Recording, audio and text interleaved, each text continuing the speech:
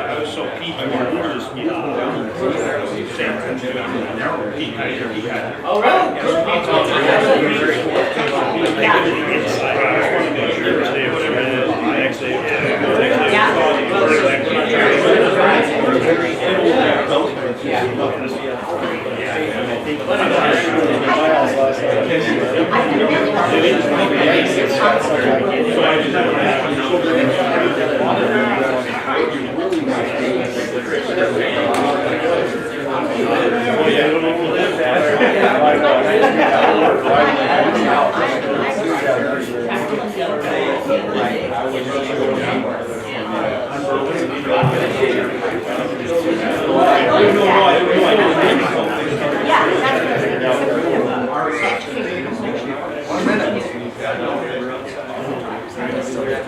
See, I'm going to sit right here, but that camera's going to be right at the back of my head.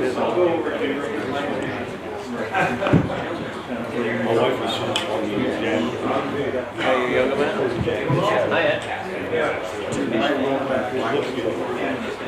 real quick, I think everybody's here. Oh, yeah.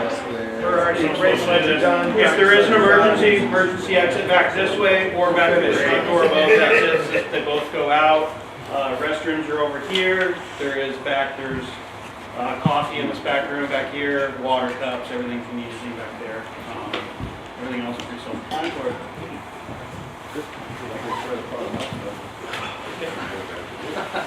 Yeah, that's fun.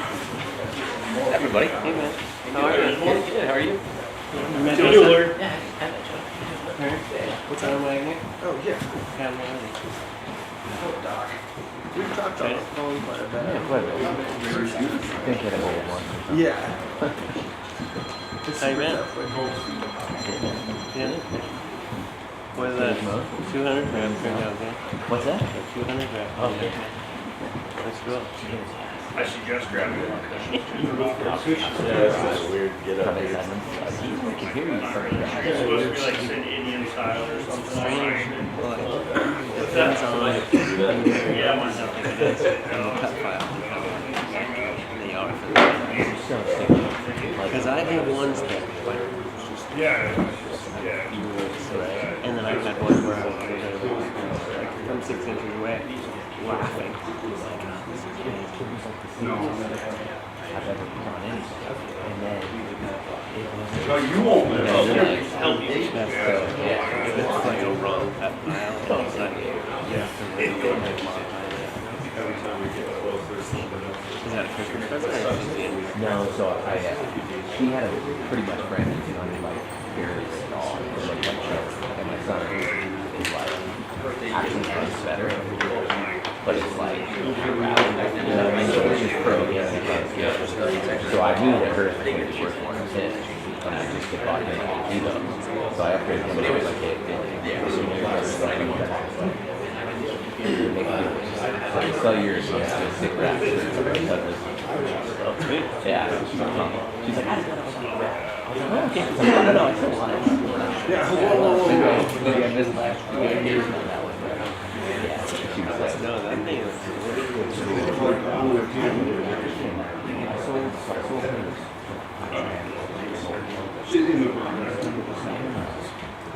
Almost 20 years Bring it in.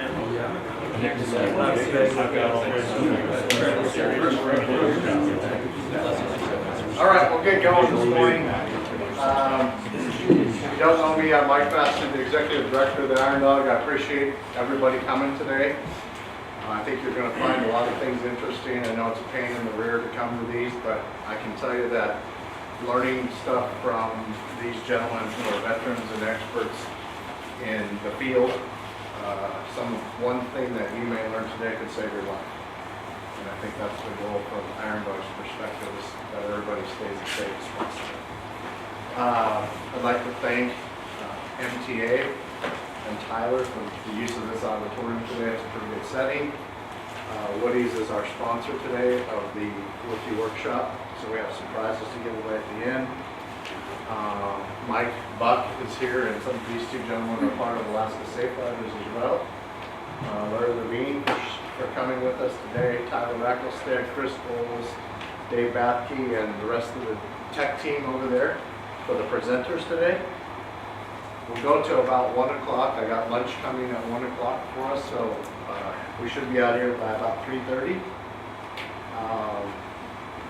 For the people online watching the event today, I need an email from you by midnight tonight stating that you watched the Rookie Workshop in entirety. It goes to director@irondog.org. Please, that's a requirement from ISR.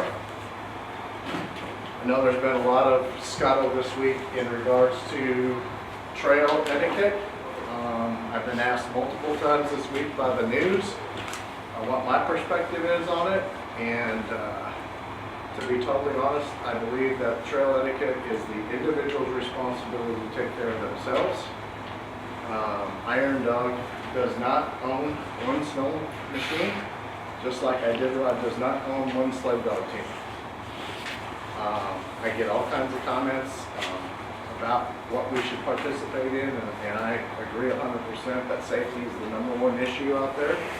So I think we just need to be responsible as individuals using the trail system, whether you're a snow machine, a dog sledder, a bike rider, a cross-country skier, a runner.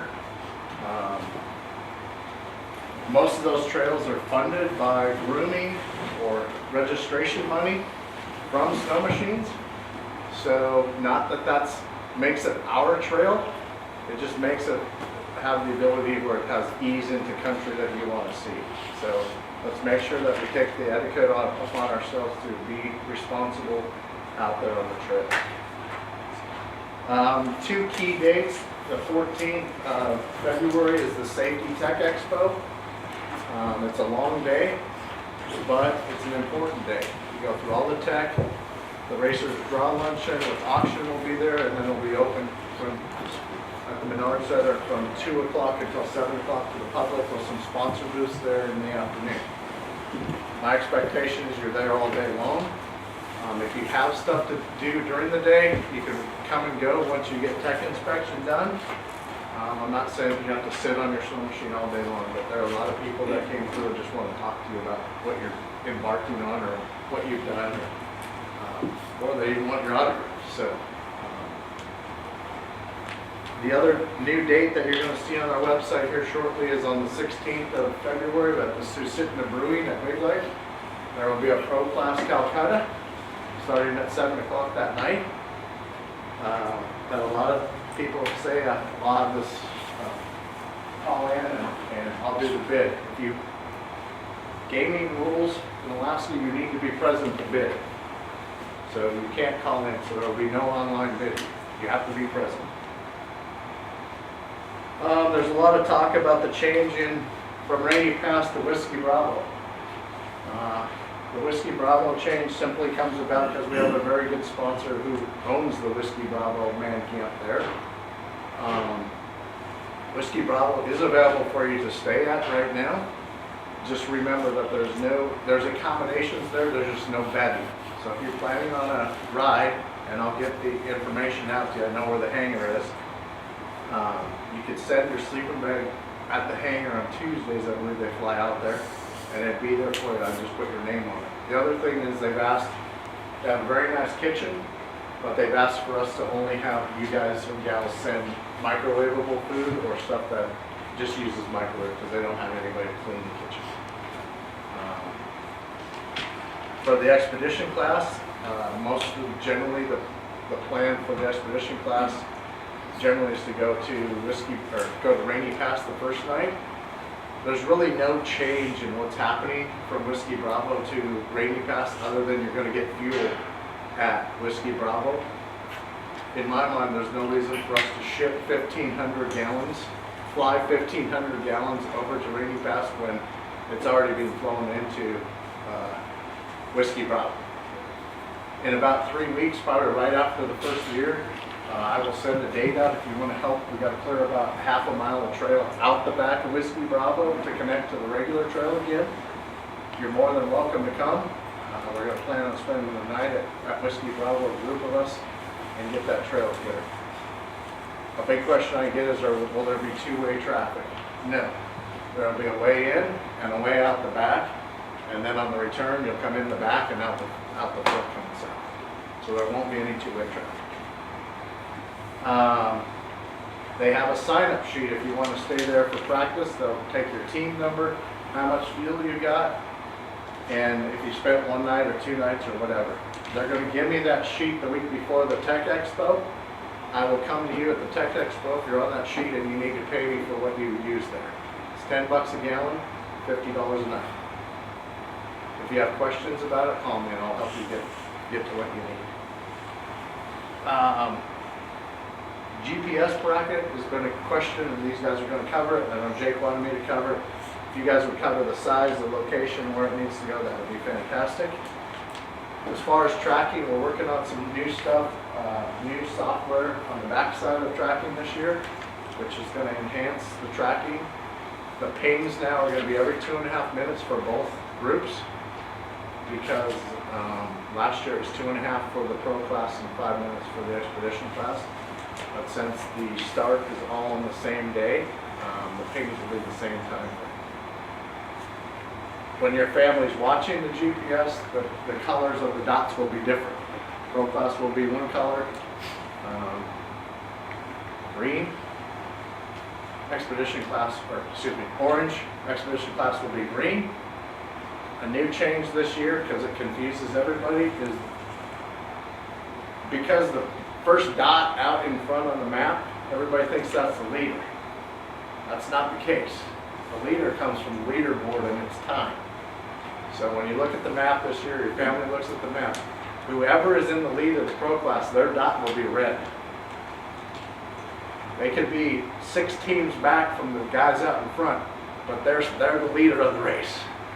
So it should be pretty clear this year who the leader is, and there's a lot of confusion on, well, how can they be the leaders and these guys are 40 miles in front of them? It's all done on time, and the leader this year will be a red dot on the map. Appreciate these guys spending time to train everybody. Tyler brought a sled, or has a sled coming. If you want to look at it, Chris has his sled here if you want ideas. Feel free to ask these guys any questions. I'm sure they'll answer it. And at that point, I have raffle tickets for sale. If you want a raffle ticket, I got it. Other than that, thank you. I don't have anything else. It's going to be a great race, great opportunity. If you know people with plow trucks, I'm looking for people with plow trucks to start clearing some ice at Big Lake, because I don't think it's thick enough yet to put the skid steers on it. So maybe another week, and then we need to get some stuff cleared. So I'll turn it over to these guys. Dave Bathke and his tech team. Thanks, Dave. Hey everybody, Dave Bathke, part of the Iron Dog Tech Team. Brian Miller and Brad Sorrell, part of the Tech Team. What we're going to do is give you awareness of what's happening on February 14th at the Safety Expo. Profoundly important, you come prepared. how many total sleds do we have this year? Last year we had 102 to tech on the 14th, and I think this year we're up to 130. Mike, total number of sleds? It's probably like 105. Oh, yeah, somewhere in there. that's okay. So our goal is to have all the sleds tech prior to launch, because that's closed to the public. If we don't get to you, we'll still get to you after launch. And we're gonna be there all day, so that items come up, come find us, okay? But the goal is to come prepared. And what I've got is, this is the 2023 checklist. The 2024 one will be posted on the website about the time the racer packets come out, and there'll be one in the racer packet. Take one and pass it along. The rules are on the Iron Dog website. The changes from 2023 are highlighted in yellow. Okay, and I'll try to point those out as we go along. Those will be updated on the new form. Yep, in the 2024 one will have that new information there. Come prepared. Use this as your checklist to become prepared for tech inspection. Okay? This becomes your Bible. Know it, live it, know the rules. It makes it easier for you during tech day and easier on the tech team because we're trying to do 100 sleds. For the sled portion of the tech inspection, we're going to wait and do that when we go outside and see these gentlemen's race sleds. Okay? We're going to flip to the back side. And on the helmet, this is one of the things that's changed between 2023 and 2024 is here it says snow 2015, 2010, or ECE 22.5. There's a sticker on the inside of your lining. Know where that is. And the big change is Snell is now 2020. So if you have an older helmet, you can't use it. Okay, very important. If it's older than 2020, you cannot use it unless it's got an ECE. ECE is not date ranged. So if you have a European helmet, if that's standard, the decal is good. We're also going to have from HQ a little sticker that's on your helmet. Don't know what they look like quite yet, but if you're running more than one helmet, bring both of them to tech. Because at every checkpoint, they're going to be looking, are you wearing the helmet to pass tech? Okay?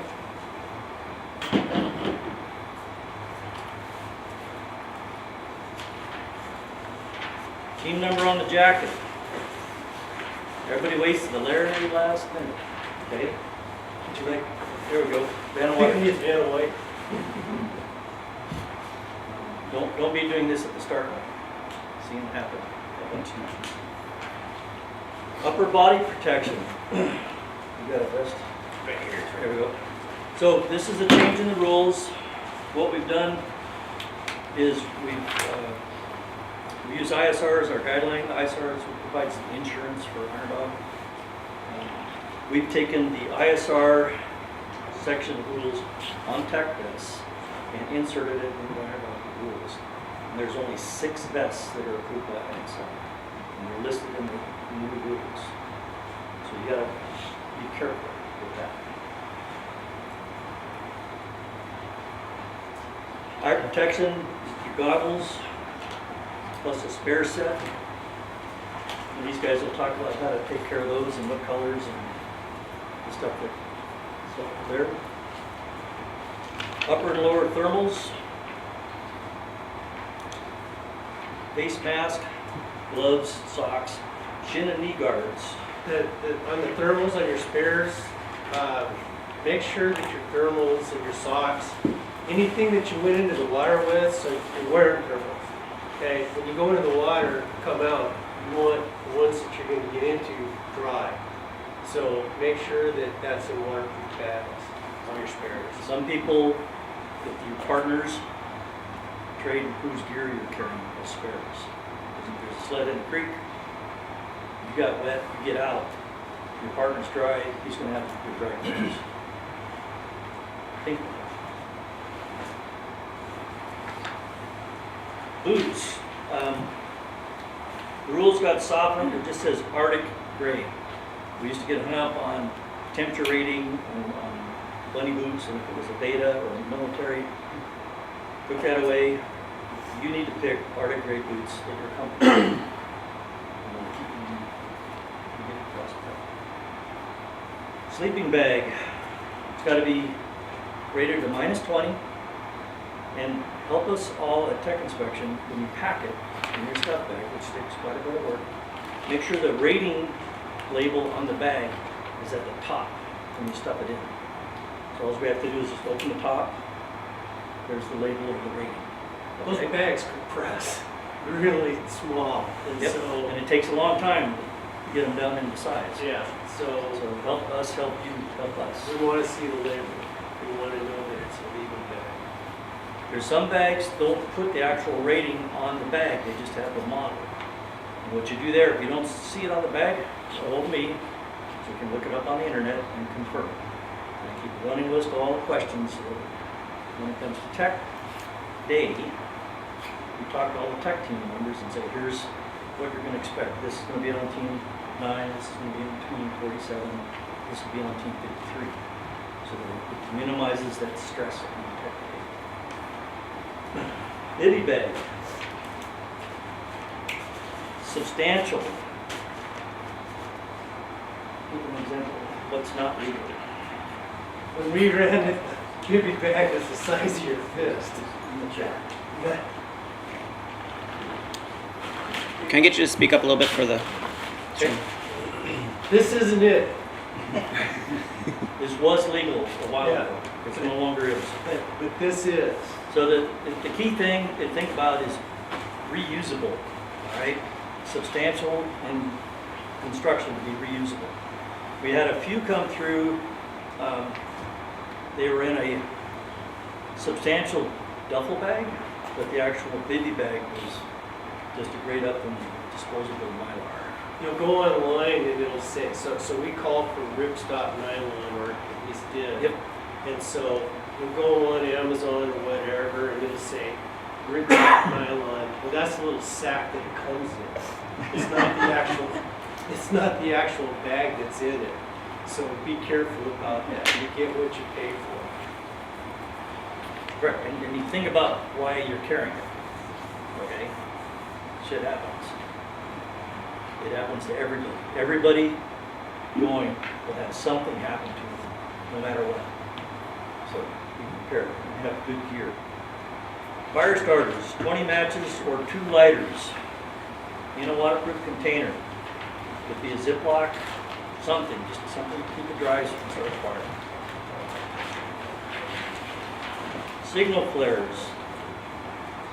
The small little ones that look like pencils, those have expiration dates, so check the dates. Those are quite difficult to travel with, so with people going to Nome and flying back, you can't fly back with them, all right? I tried to. The new thing now is the rescue lasers. There's a whole variety of them out there, battery powered or USB charged. If they're battery powered, you must have spare batteries for that device. If it's rechargeable and USB, you need to have 2 of them. Okay? A flashlight with spare batteries for that flashlight. The next few items are per team of 2. Or if you're in expedition class, you go to 3. And then if you have a team of 4, it would be per 2 and 2. Make sense? Or if you're a team of 8, it would be 2, 2, 2, 2. Rope, 25 feet, 1,200 pound minimum strength. You're going to be towing someone, or be towed. That's what that's all about. Tools. Enough that you can fix your sled. We use 5 pounds. If it's, here we go. We're not, it's got to be more than what comes with the sled from the factory. And sky's the limit. You need to be able to open that bag up, work on your sled out in the middle of nowhere.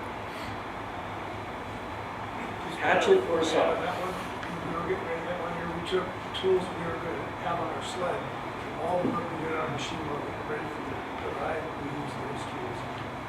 Excellent. Toolbox, all those tools, use the tools that you're gonna take to do all your work. Excellent suggestion.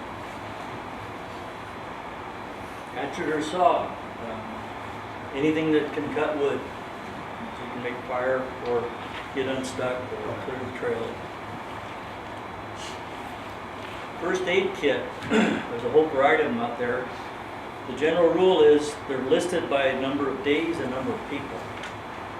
And so at a minimum, it needs to be rated for 1 to 4 people, up to 4 days, and weighing about 8 ounces. Okay? And I would suggest supplementing it with real world stuff that these guys have taught. Arctic stove, anything that makes enough heat to melt snow in a metal cup so you can have water. There's the little tablet stoves. There you go.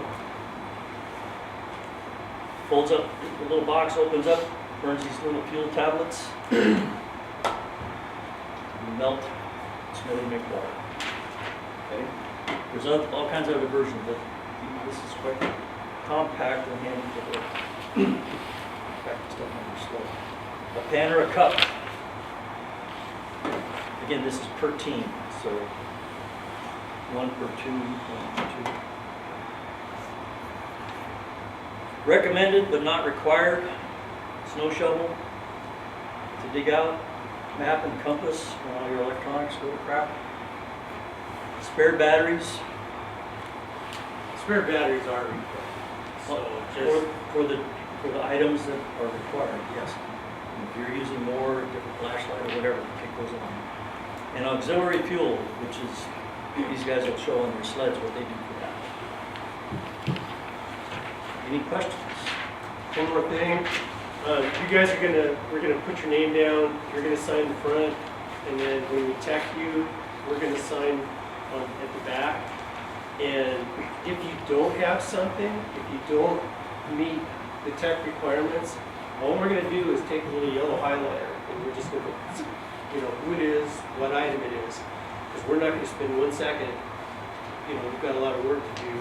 So we're gonna just say that this needs to be done. We're not responsible for waiting for you to get it done. So the more prepared you are when you come in, the better things will go. But we will by the end of the day, if you've got everything taken care of, then we will sign you off. And what we've got going on Tech Day itself is we're going to have a number of guys working typically in teams of 2. One guy running the checklist, the other guy going hands-on for each item. And what we do, if you don't have it, we're not going to wait for you to go get it from your truck or whatever. If you don't have it, next item. And then it's your responsibility to get that item and find it. So we'll be there all day. I'll be there all day. So, and I'll also we'll be at the start line and we'll be at the finish line. Okay? Finish line, everybody in the money gets teched. The same exact thing as February 14th. That'll be pro class. Pro class. Plus a couple extra guys in We case always- something. We always add a couple more, so it's everyone in the money plus 2 is generally what we do. So when you're coming back, and I know you're dead dog tired and been on the trail for 8 days, you come to see us inside Corral, just past the finish line.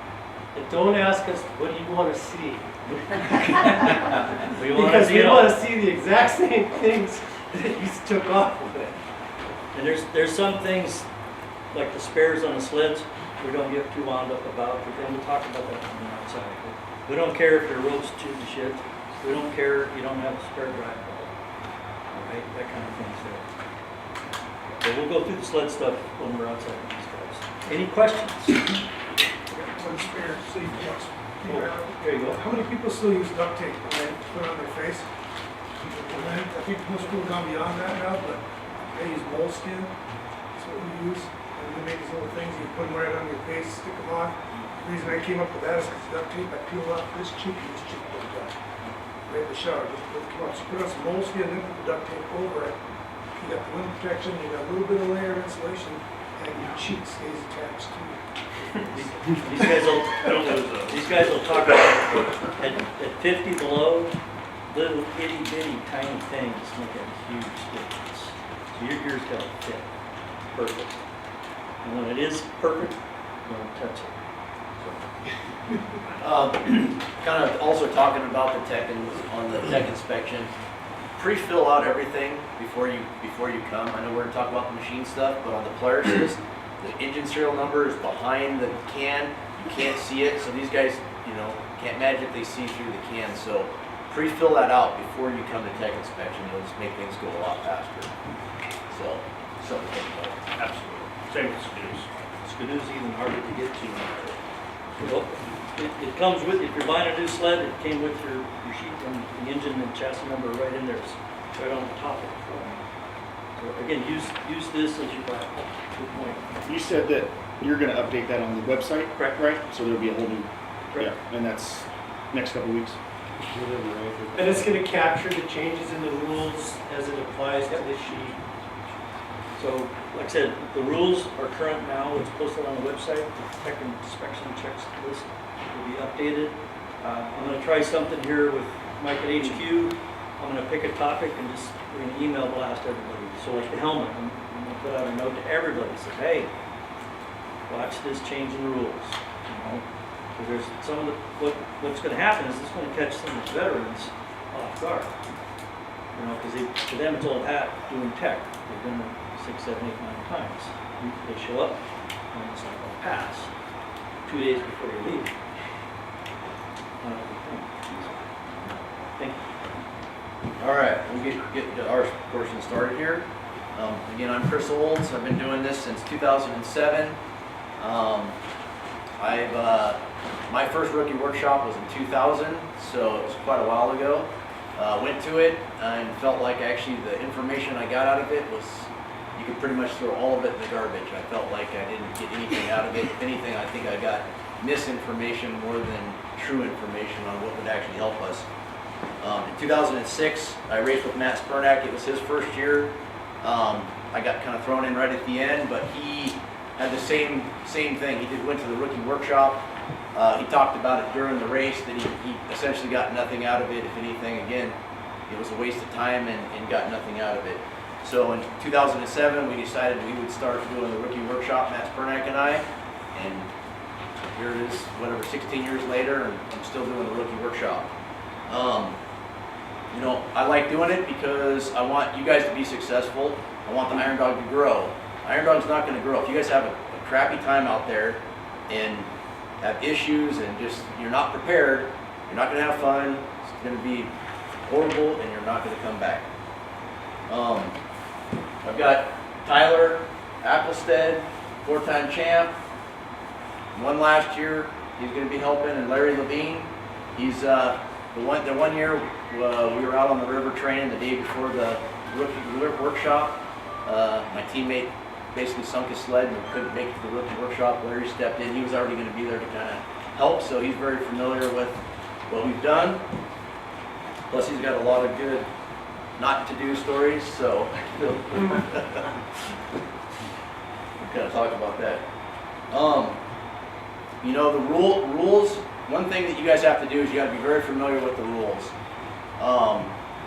The thing is I don't know all the rules. I'm not. You got to remember, I'm going back to a bank from 23 years ago of rules, and they've changed every year, and the layovers and all the different things. Sometimes I even get things confused from year to year, so it's really tough for me to kind of go through them and evaluate what's going on. So it's your guys' responsibility to read the rules, understand the rules. Something else is when you're reading the rules and trying to interpret the rules, you're best to not just go to somebody and say, like go to Tyler and say, hey Tyler, what is this? Tyler can give you some ideas, but at the end of the day, he's not enforcing the rules, nor am I. So I can give you what my interpretation is and what could potentially work or not work, but at the end of the day, the race marshal is going to be the one making that determination of what's going to fly and what's not going to. So you need to ask Same with Mike. Mike's not enforcing them either. Now, he can direct you to the people that can give you that information, but at the end of the day, that's what you want to do, is you want to talk to the head race marshal. That's the, So on the, in your packets that you'll get before you, like a week before the race marshal's numbers will be in there. I can tell you the race marshals will be, Tyson Johnson will be the lead, Stan Brown and Jake Goodell will be the support. And their numbers will be available in the race packets for you. so those are the guys that you really want the clarification, because at the end of the day, they're the ones that are going to be enforcing those rules. So again, don't just go off to talk to anybody. We get a lot of misinformation on the rules, and you hear it all the time. People will say, well, so-and-so said this was fine. Well, that's great, but they're not enforcing the rules, so make sure you get that taken care of. Just things like helmets and stuff like that we were talking about. You don't want to wait till the very end to find out that you don't have a safe helmet. I mean, that's, you don't want to be running around 2 days before the race trying to find a helmet that's going to work for you. Yeah, and I think the key to that now is, I mean, this event is changing rapidly. My goal again is to have a minimum of a $200,000 pro class purse, maybe $250,000. So rules are there for a reason. As this thing continues to grow, I mean, there's always caveats in there of how to get around them, but as this grows and becomes more of a mainstream event, these are just parameters that we got to use to play in. Right now, this is the richest snowmobile race in the world, right now. And if we go to 250, which I feel pretty confident we're going to, it's definitely going to be the richest snowmobile race in the world. Yeah, so make sure you guys understand the rules, go through them. Layovers is one that, you know, over the years has changed a lot, so make sure you kind of understand that in the rules. We'll kind of hit on some of this safety gear. You know, talking about the sleeping bags. Again, make sure that you guys have that label there. Do the research, pull up the information on the internet before you show up. These guys have a pretty good list now of the bags that are passing, but you don't want to sit there and try and look up your bag while they're standing there, and make sure your label is showing. So make sure you have that stuff pre-planned or have it printed out, so when these guys are looking, they just can do a quick glance and say, yeah, that's a 20 kilo bag, that's good.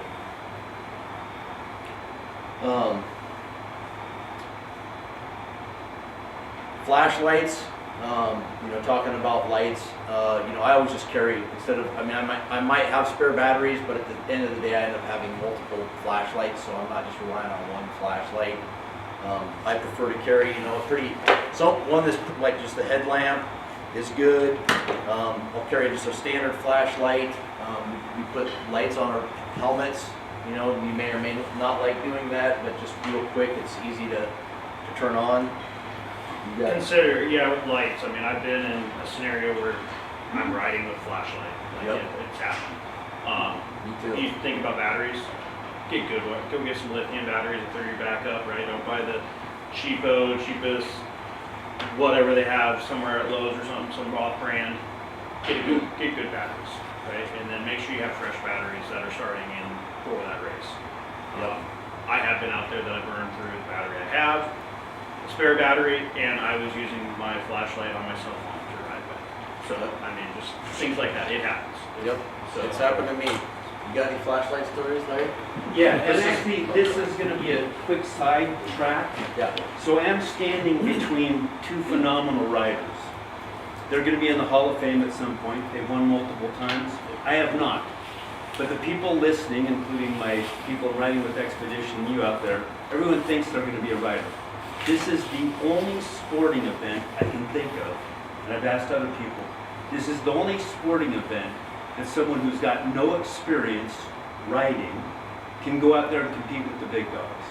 You're going to be competing with the best of the best. And you're going to put yourself in harm's way. And you're going to do it because you get excited, and you're going to do it because something's going on.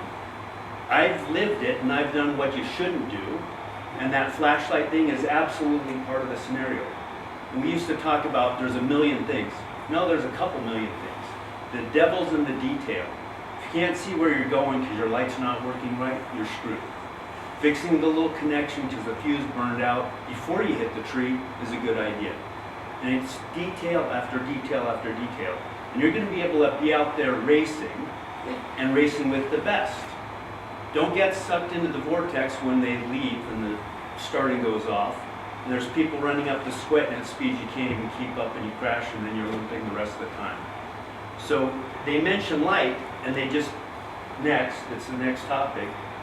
They're game changers for you. So some of these little details, train as much as you can and keep cranking. They just mention, say light, and then we're on to the next subject. 1,000,000+ little things that all add up to being successful. And I gotta say, on the first ride I did, that I got talked into, my buddy got hurt, and it changed his life, changed his career, and it happened. So these little things add up to big things. That's my little interjection. So some of the stuff they just gloss through quick, very, very important.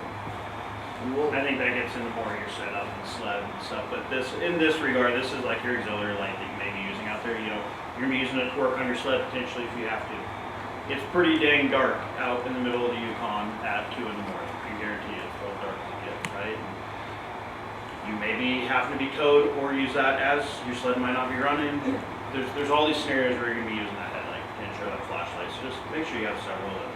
I mean, they say one spare set of batteries. I carry probably 3. I just have them plugged away. It's easy. So here's a great segue into that. About 6 years ago, I think, maybe 7 years ago, Iron Dog has taken this light thing and safety serious, and these guys can attest to it. You're out on the trail, you're going between whatever, Nikolai and McGrath, and we used to use an orange stake that was painted on the top, and that was it. But you come to Joe's cabin, who's 20 miles outside McGrath, and Joe's got stakes going into his cabin that look like iron dogs. What we've done in the past 5 or 6 years is, it really leads to this light thing, is now the stakes are orange.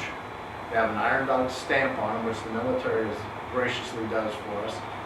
And then thanks to Donlin Gold, there will be a Donlin Gold wrap around the bottom that's reflective. So if you get lost, well, it's at the top, but it's right at the bottom of the orange. If you get lost, if you find an Iron Dog stake with this on it, you're in the right place. So if you're in the middle of a snowfield and it's middle of the night, and you think you're lost, like you don't have a trail anymore, like stop. You can shut your sled off, that flashlight, shine that light and find those markers. That's really how, like when we're in the front navigating, that's all I'm using my GPS, but you're looking for those little reflecting markers.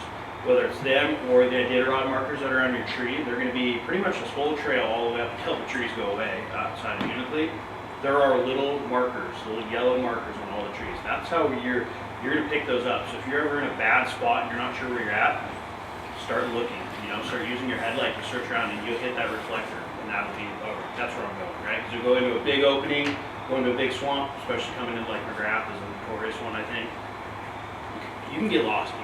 You feel like you need to go this way, and then all of a sudden the trail kind of turns off in the middle of the swamp and goes that way. You start losing those markers, slow it down and figure out with your GPS and figure out where you're at. And we do 5,000 of these a year now, and they all get sent out, so. They're very key. So the other thing is flares and laser lights as options for your safety gear. We use flares forever. One of the things with flares though is they expire. And even ones that haven't expired, we've tried to light some off and they don't work because they've got corroded because they've been in your sled and whatnot. So there's something to think about. There's pros and cons to both. Again, you need batteries for the lasers. You could potentially use a flare to start a fire, or potentially to start a fire in your sled. I mean, you got to think about some of the pros and cons of the items that you're going to carry, where to carry them. Practice with them. Yep, practice. Like I said, I wouldn't have known that those flares didn't work if I wouldn't have tried them. So. And that's back to practice with it, because we had this discussion a few years back about using the flares to start the fire. And so we said, if we're going to do it, you gotta practice it. And we almost lit up my cabin on fire with a misfire, as they said they're gonna do it. And then we had multiple attempts at using the flare to start a fire, and it's a lot harder than you think it is. So, just saying, figure it out beforehand. I think probably this is a good point to touch on practice with it, because if you don't and you add this weight, you just, Yeah, we did that. I have a question on the flares. I come from a Marine background and the Coast Guard approves handheld. Yep. You're talking aerial flares. Yep, correct. Yeah. All right. But Me we personally, handle- I don't carry a handheld anymore, I use the laser. Yeah, we have it. Yeah, Me so too. that's just for the means of a signaling device. I find that to be better there is an aspect that you can use it for starting a fire, I suppose. I have things to take care of Yeah, that. we got- Don't, you know, We'll talk about that too, yeah. don't just go buy one the day before the race, or you're gonna leave, oh, I got a signal flare, and then you're out there and you're like, well, how do I turn this damn thing on? Like, know your stuff, go try it now. Like, all this stuff, go through all this thing, that's one thing to say from right now, is think about this as we're talking about it, how can you go out and try this stuff now, before you're trying to figure it out at -50, and you come up with something wrong. Not a good time to try to figure out how to turn on your laser light, or flashlight, whatever. Yeah, some flashlights won't turn on at 20 below. Yep. It won't. So that goes into trying not to segue. I carry one on the sled. I don't like a lot of things in my pocket. He's like a walking toolbox. I carry very minimal thing. Like, I do carry a flashlight usually inside my pocket or something though. Like, that's one that just keep warm next to your chest, inside pocket if you need it. Or you wreck, sled goes into the water or something, middle of the night, another flashlight. On the mandatory, your matches are a way to start a fire. I think the rules, 20 waterproof matches or 2 lighters. Is that what it is? Or 2 lighters. I personally don't skimp on. I've been in the water a bunch. We'll talk about that, but being able to start a fire really quick, I think, is very. It can be the difference between life and death. So. I have multiple ways. I carry waterproof lighters in a container like this, just as something to have always. All this stuff I pulled out of my jacket, like as Tyler said, this is all stuff that was in my jacket. I always, and I've done it forever, is carried one of these magnesium sticks, because it doesn't matter if it gets wet. I've practiced multiple times on the trail when I was broke down, just for fun, when I had to wait for someone to come get me. I went and started a fire with one of these just to practice with it. But you don't have to worry about weather. Just to clarify, because a lot of times it comes with the flint and steel, but you're bringing Yep. magnesium just to have. It's got the flint Okay. in it, so it's got a flint, so I can use my Leatherman and this piece and a little bit of kindling and start a fire with this. But you gotta practice with it. It's not gonna be instant. You don't just hit the flint and expect the flame to come up. But again, practice with it if you're gonna use that. I carry multiple micro torches or lighters. These things don't work great when it's super cold. Some work better than others. So again, but if we're in a position where it does work, this is going to be the fastest way to start a fire. But again, I have multiple backups just in case, and I carry that all the time. I don't know if you guys have anything on that. Practice. Yeah. I'd say practice for sure, and the multiple, and it's back to what I said before, that these guys are top racers, you can hear different opinions. You've got, and Chris will go into this later, that you've got to do what works for you. Some of the stuff we talk about is our jam, our mojo. Figure out what is going to work for you for the race.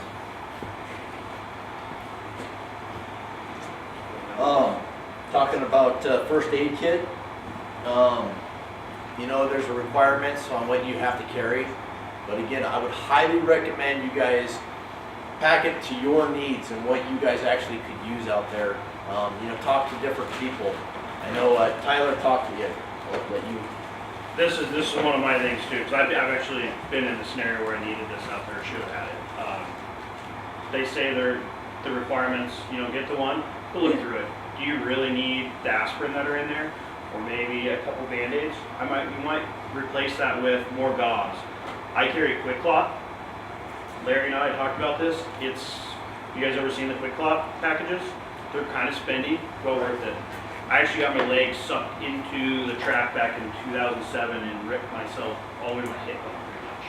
We saw the blood on the trail. It was bad. So I got into the track studs and they ripped me open. I really wish I would have had quick clot then. We got back, they got me to Nikolai, flew me out of Nikolai, I was able to get medical care, but I was definitely losing a lot of blood.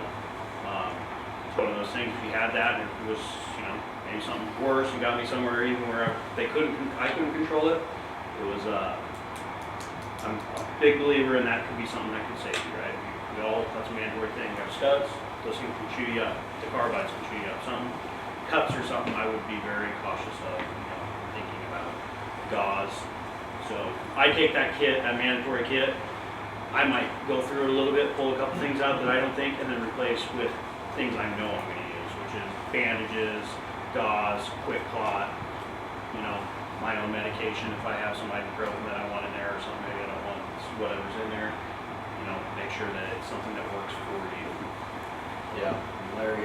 Larry, he's the doctor, so He's the actual doctor. so, yeah. I've been on multiple rescues, and it's just to being prepared. And as some of that is when it happens, absolutely. And it's keep your brain with you. Think through this stuff. Think of what else you can use besides what's there.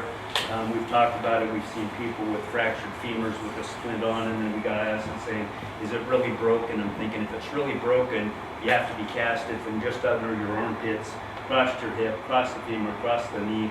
I don't know, but it's possible. And then, sure enough, so when you're out there, the adrenaline's flowing, stuff happens. Don't make things worse. I'd also say, and it's part of preparation, I'm going to say, it'll come up later, but preparation H, that's on some people's lists. But if you have butt butter and Vaseline and taking care of the private parts in your butt beforehand, before it turns into emergency, and if you talk to people, there's multiple people who give you examples that just a chapped butt turned into a major obstacle for finishing the race. So a little bit of preemptive care goes a long, long way. So there's going to be thousands of little details like that. Same thing in the first aid kit. I carry a little pair of tweezers. I had to take out, if you're riding and you've got a little metal shaving in your hand, you can't even see it. It just bugs the hell out of you. It's just one other thing that you're thinking about that, it gets in your way. You need to think about staying on your machine and riding as fast as you can to finish the race. And if you finish as a rookie, that is a win. If you finish as a rookie, that's an absolute win. Yeah, I guess we could talk about, when he was talking about the butt butter and stuff like that, might as well just talk about that while we're at it. Good fun, man. Yeah, I mean, you know, if you ride a lot, typically, you're probably gonna be okay if you ride a lot. But I can tell you that I've had a chapped butt myself. Matt Spurnack was my teammate for 4 years. He had his own little concoction of Preparation H, some baby cream and some rash cream and I think Vaseline, So he just had his own little concoction that he used and it worked for him. So, but a little, as Larry says, a little bit of preventative. If you're going on a big long ride, I mean, from Big Lake to McGrath is a long ways, and if you're not used to doing that kind of mileage, if you're not used to doing 350, 400 miles in a day, your butt's going to be chapped, especially if something could happen too that you're not used to. I mean, you could get damp for some reason, go in the water or something like that. You end up just riding because you're still warm. That creates something that you're not used to. And you're going to run into conditions that if you guys aren't Trail Class 2 or Expedition, you're going to see conditions. The snow is going to get real fluffy. You know, you could be on the Yukon. You're going along, you're not thinking you're getting wet. Well, it's so light and fluffy, it starts swirling and you're rolling down that and it'll start sticking to your legs. And you wouldn't think you'd start getting wet. Well, then that starts thawing out and you're sitting down a lot on the Yukon, you're not standing up, your butt starts getting wet. Even with as good a Gore-Tex as there is out there nowadays, you have the potential you're going to start getting wet. That's where all this, you're going to see things in these other regions that you aren't going to potentially see just training down here, going from here to Squintin or Squintin to Hunthill or wherever you might be training. You're going to get into a lot of different scenarios as we get further north that are going to change, and you're going to have experiences that you're not going to see training down here. So kind of that's where, tell you that. That's one thing I look for is like that swirling, real fluffy snow that gets me wet. Like, because you're usually, it's just going to stick to you, it'll start building up. You'll be going down the Yukon and that, and you're holding, look at the back of your truck when you drive down the road, you know how it's on your tailgate and it just starts building up. you'll get that all over the sled and it'll be all over you and you're just kind of sitting in that snow and then you're soaking. Super fine and it gets into every crack and crevice. So, What do you guys use? for, Well, a lot of it's Butter. take care of oh, yourself. Vaseline, I just use Vaseline. I got 20 years of this, I just got callous. I'm at a point now where I actually it don't. really depends on, like I said, I think if you ride a lot, it helps that issue, you don't have to worry about it, but I can tell you that I have had chapped butt and it hurts bad. And I gotta say, I think that's a great question. People riding bicycles, they go through that all the time as well. And there's a commercial product called Butt Butter, and it works astoundingly well. I think they've got it figured out, and they make Their individual bikes, they packets got for easy to carry. monkey butt or monkey ass or whatever it's called, there's some specific This- product that actually is made for it. Goes into ride also, like don't be like, oh man, I'm gonna go to REI and get some new underlayers right before the race. I'm gonna run these look awesome. Somebody said these are great, this guy told me he likes them. Like that can mean too is all of a sudden, or honestly, I tow my underlayers, usually by now I have another spare set there because they're usually just, they're wore through too, they can't, like you just wear through like the thin like merino wool. Merino, I wear everything base layer merino, but I'm sorry not to go, but that goes into the whole like that. Let me add there, one other part on that, and this is for rookie commentary. Figure out what you're gonna use and then stick with it. There's the reason everyone looks like a clone when you're starting is because most of these guys have figured it out and they have a set formula that works. When you're going into that, don't make those last minute changes. Do not make a rookie mistake of saying, oh, I found a new set of gloves, I'm gonna try those. Or a new set of anything else. That is absolutely a fun sucker at the very least, and maybe a race finisher because you had to have the latest, greatest, whatever that just came out. Use it and work with it. And we've seen thousands of those examples, and it's always rookie. And there's people who are perpetual rookies, as Mark Torkelson told me. I'm one of them. So you don't try and change the formula within a couple weeks of the race. Yeah, I mean, I've been doing this a long time and I'm still learning stuff. There's something new every time I went out. We talked about my sled last night, what happened, and something new happens all the time. Talking about actually the hatchet saw, you know, make sure you have a saw that works. I mean, I've been in multiple times during the race out practicing. Saws are critical. I mean, I've gone into the willow, deep into the willow corner, and if you didn't have a saw, you're not getting out. So, with that being said, you know, I remember the first time I went riding, I got one of those cable saws, and I was going to be the hero, and we needed to break it out, and I, you know, literally got about two turns into it, and it freaking broke. So, again, if you're not testing this stuff out and trying it, you know, some of that stuff is absolute garbage. You know, you're better off to have an actual, you know, a good saw that's sharp. You know, I've got it. I use a still one. You guys ever seen the little orange? They're just they're the little folding saws. I get a new one every year just because, I don't know. It's like, I've cut spruce trees this big with it, but just that little folding, he probably has one. Klein makes one. So it's awesome. The still one I find to be the best one. The blade is robust, it doesn't break. And that's like, as far as that saw, we're in a pro class, we're really worried about always moving forward to and staying not stopping. That's like one of the most readily accessible things because there's a very high likelihood you're going to use your saw. I keep caught in an alder. I keep mine right in my windshield, right up on the top on the basically the front compartment, and I just keep it where I know it's in there all the time. It's easy to get to. Yeah, this is just the Gerber one, but I use multiple different ones. I use the Klein one. It's a little bit bigger. I actually have a smaller one that I can basically just put in my pocket, and it actually works really well, and it's super lightweight. So again, it's something that I think that you probably shouldn't skip on.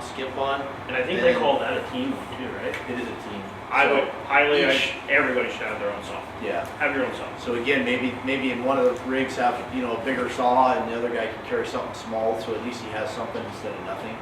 But again, if you don't try it, some of the stuff is absolutely garbage. Some of the different brands, these things will get so dull so fast and not work. So Practice on big lake trails.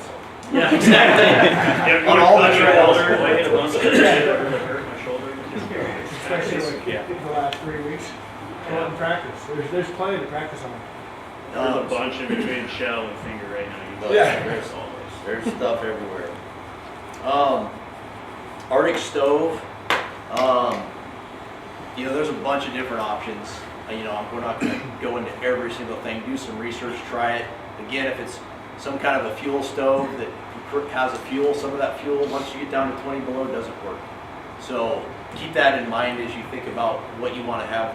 We talked about these just cheap little these ones that have the actual fuel with them. They work good. They work good all the time. They're lightweight. We've carried some gas ones.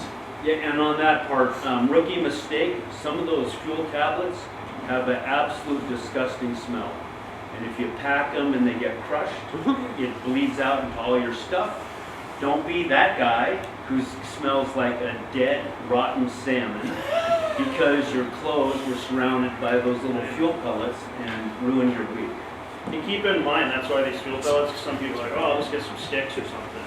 For you that haven't been maybe in the northern region, like outside Nome, there's no trees, there's no wood, right? It's tundra.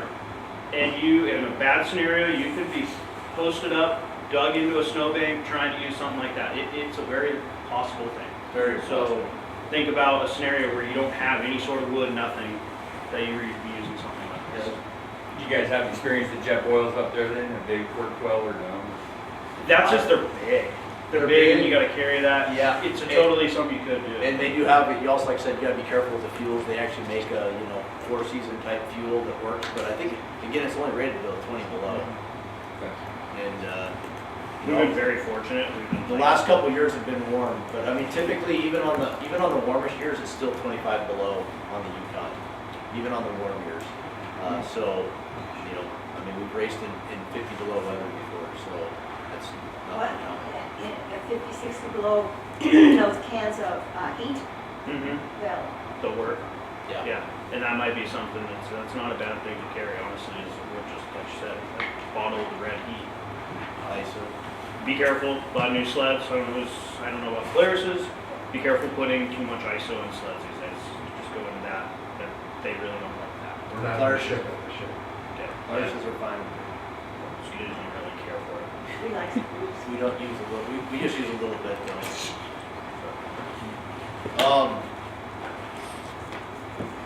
Any questions on the stoves at all? Okay. Rope. Rope's a big one. Rope is not just for towing a machine. It could be to fishing someone out of water, to repairing your sled. So, I typically carry multiple ropes on my sled. I have, something like this. Make sure you get a high quality rope. Larry was kind enough to say that, That's not. this is a non-acceptable rope. This cheap rope that you get at, I'm not gonna say any names, but a cheap rope that you get at a department stores, this stuff doesn't work. Go buy We've towed it. mountaineering. Yeah, we've towed with this stuff and it'll break instantly. Buy a mountaineering rope or like the Spectre or the synthetic winch cable style rope. This stuff it works really well. You can maybe get away with a little bit thinner stuff, but one year we decided that we were going to go with the minimums that Iron Dog required, and I can't remember what it was, but we bought some high quality rope, like mountaineering rope, that was the minimum required. Go to tow, and even though it was strong, as soon as you put any kind of edge to it at all, it just snaps instantly. So again, it's something you want to just, I personally would like something thick that's going to hold up. Larry's got some here. This stuff here is, again, really like the good quality rope. He's got these, we can kind of talk a little bit about actually towing machines. I think that goes into so rope for one, just touch on that. That is you're only required as one per team, one per pair as a rope. Same deal as a hatchet or a saw. Both carry a rope. We do that. Nick and I are probably more worried about weight than anybody. I would say out there, you'll see that we're very minimalist. We both carry a rope. That is something you would be SOL without both having. And along with rope, as maybe we'll talk about hooking Yeah. up, learn a couple key knots. Yeah. Does everybody know how to tie a bowline? Double. Double bowline, right? No, So that's bowline even better, or a half hitch are like the only two knots that you don't lose any strength in if you have to tie and are easy to tie multiple ropes together. Those are minimum to me is understand a bowline, double bowline, and like a half hit, or a sheet bend. Sorry, like a sheet bend. You gotta tie it, learn a couple knots. Bowline, I use the bowline pretty much 100%. Can't tie a knot, tie a lot is not a real good thing out there. You know, doing the wrapping around, and then if you got a tow, we do this with our Alaska Safe Riders, like if you got a tow with sled, where would you guys hook it up? Would you hook it up to the bumper, the ski Spindles. tips? Spindles. Spindles, go to the spindle, that's like the only place you ever want to tow from. A-arms too. A-arm spindle, somewhere down low, yeah, a good at, like, you don't want to go to the ski tips, you don't want to go to the bumper. As well, keep in mind, I'll be honest, a skidoo bumper, you try to tow it and within the first probably 10 feet you're going to rip the bumper in half from a stock bumper. Look at a heavy duty rear bumper or a way to attach to the tunnel. I think that everybody's bumpers are not, they're trying to save weight on the snowmobiles nowadays. Look at that and take that into consideration. Like, we run a different bumper setup, the heavy duty one that is made for towing. Yeah. So like Larry has these, you basically just could throw around the spindle and tie off to the spindle. That way it's not chewing into your rope instead. There's multiple people that make kits for these too. And this is where I step between the two multi-time winners and give you just the finished perspective. So practice the towing a little bit, even if you don't think you're going to have to, because you're going to be tired, cold, hungry, broken down, and it's going to be one of the worst days of your life, but it's going to be the best day of your life when you finish. And that's what you're trying to do. And these guys tow at speeds that 99% of the entire population don't ride at when everything's perfect on the machine. And they're towing it, and there's been multiple examples of people towing and winning, or towing for parts of the race. Multiple examples. I can real quick interject. We essentially came across the finish line in first place in 2018 towing. And it's the first time in my history of racing with Mike. Mike Morgan and I raced for 12 plus years, I don't know, 13 years. It was the first time when I was towing him that he was telling me to slow down. So, actually I wasn't slowing down. We didn't want to lose, so we were going fast. You had a question? Are you going with the minimum length on the rope as well? The 25 foot, I usually go to like 35 just to have it, because you're going to use it if you had a front end repair, right? There's so many other things that you could be using that rope for. And it depends on how you tie up to 25 feet. If you double back, 12 foot back, you might want to be, practice towing. Figure out what works for you, right? You don't want to be too far back there. You start going around the corner, you got that pendulum, you're pulling them into a tree. Kind of understand it, just try it. Like Larry said, So a few years back, I fly a lot. We were covering air coverage for the finish of one of the races and trying to videotape it. And we were watching the team that was in first place end up broken down and they were towing. But they had towing mishaps and they got passed because the towing wasn't going according to plan. And my friend Jerry Albert and I went out and we said we were going to practice and figure out what it would take to tow in that deeper snow and figure out what would help people. And I've had this conversation with Ashley, and some of it for a broken down guy like me with fake parts, I don't have the same capabilities to do some of the stuff as the big tough guys, and things don't bend the way they do. And we practiced, and it's out there, the kinetic ropes, the bungee type ropes for towing and stuff. If you're in the elite class, you don't need the weight. If you're small and old like me, a chunk of a little bit of bungee material that will handle it absolutely will save the day. There's been multiple people who have not been able to finish the race because they end up in a little bit of water and they can't get out the other side. The kinetic rope style stuff, the snow bungees and other, will save your butt, and they've saved ours multiple times. The elite guys probably would run away from that type of stuff on the race, but I would be an advocate of it, especially if you're not a big person. We wouldn't have finished last year if we didn't pass. Is there, as far as the kinetic versus, like your Mountaineering ropes, Yeah. is there a reason you wouldn't carry those? Usually the kinetic, I think, is a little bit bigger and heavier. Yeah. It is. A lot, It's and, thicker and you don't want it to thicker. stretch out, and I gotta say, we played for hours and hours to figure it out. You can't use as long as of a toe piece in between that kinetic part. You gotta shorten the distance up. As soon as you shorten the distance up, you're not pulling someone into a tree, going around a corner. The speeds, even at my level of riding, that you can tow somebody, is mind-boggling incredible with some kind of kinetic device attached to it. And it's a game changer. I'd have to verify. I'm pretty sure about 7 mil rope is like 3,000. Yeah, about 3,000. About 7 mil to 8 mil is what I usually, that's like my standard that I'm using. That meets the requirements a little bit above. Mike does a lot of like mechanical advantage and rope stuff, and maybe he can interject on some rope. Like, about that 7. When we ran 20 dog teams, we had to put a shock system between. So what we used to use was Super Cub Arctic shock cords, Yep. and they're short, but they can pull it. They can absorb a lot of energy. Yeah, because that bounce, right? Yeah. That bounce will get you out of there, right? That's it. Yeah. That's what that And they're kinetic rope. is doing. This stuff's Gets like it. virtually zero stretch, right? Yeah.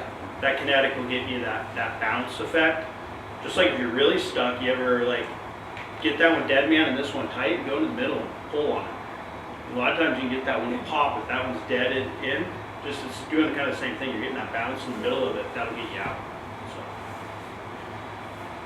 speaking from experience.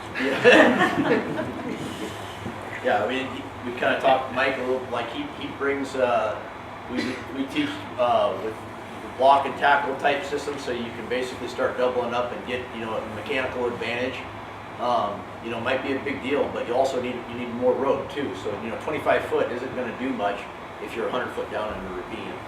So again, even though these are minimum requirements, I carry more than 25 foot of rope always. So again, just be thinking about that. I was talking to some of you guys too in expedition class. I don't know what everybody's riding, but if you're riding an expedition like 20 wide, there's a bunch of people last year riding those. Tons of them.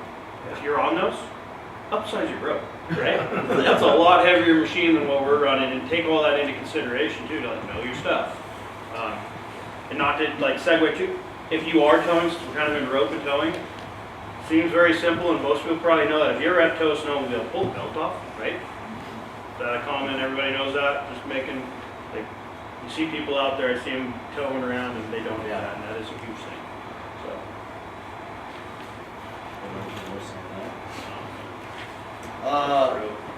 we're kind of talking about we hit on the Bivy sack. If you guys have any questions, I'm always available. My phone, Mike can make my phone number available. Come see me, come talk to me anytime on any of this stuff. I'm available. Tyler says he's available for stuff, so you guys just reach out if you have questions on some of this stuff. That's as well something I don't, you see what Chris has, I still actually, we're pretty minimalist. I have a real Bivy. I haven't pulled an OR, but it's a Gore-Tex, like it's a real Bivy sack. Yeah. If you had to hunker down in it, that's one of those things. I actually have another one in here. You're not going to be saving much. It's ounces amongst from that one to another one. You can lay them flat, vacuum seal them, all sorts of different things. But that's definitely something worth having a good one if you needed it. How about the Cuban I put it away. fiber? Cuban fiber, are you familiar with that material? No, I'm not. It's super lightweight.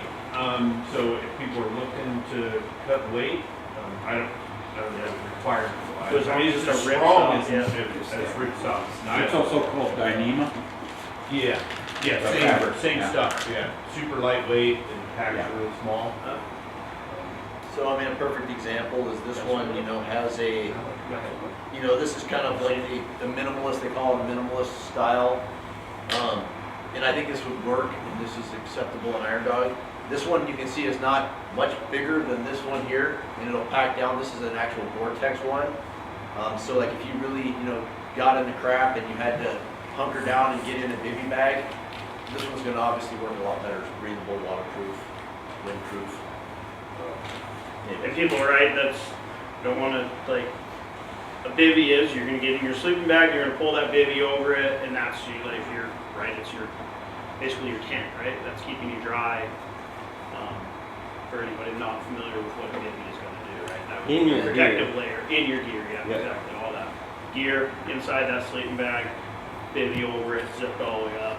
That'll seal you away from getting that sleeping bag getting wet. Because most of these sleeping bags everybody are using are down, right? Use down. They're not synthetic, so if they got wet, you're gonna pretty much. Yeah. No, yeah, that's what I was getting ready to say. And you want to leave a breathing hole, otherwise you'll condensate Sorry. inside your bivy. Yep, you want to definitely get out. I don't know how many of you have stayed the night in a snow bank before, but it's something that, the sleeping bag, even though it's a 20 below requirement, if you're using it ineffectively, it's going to do you no good whatsoever.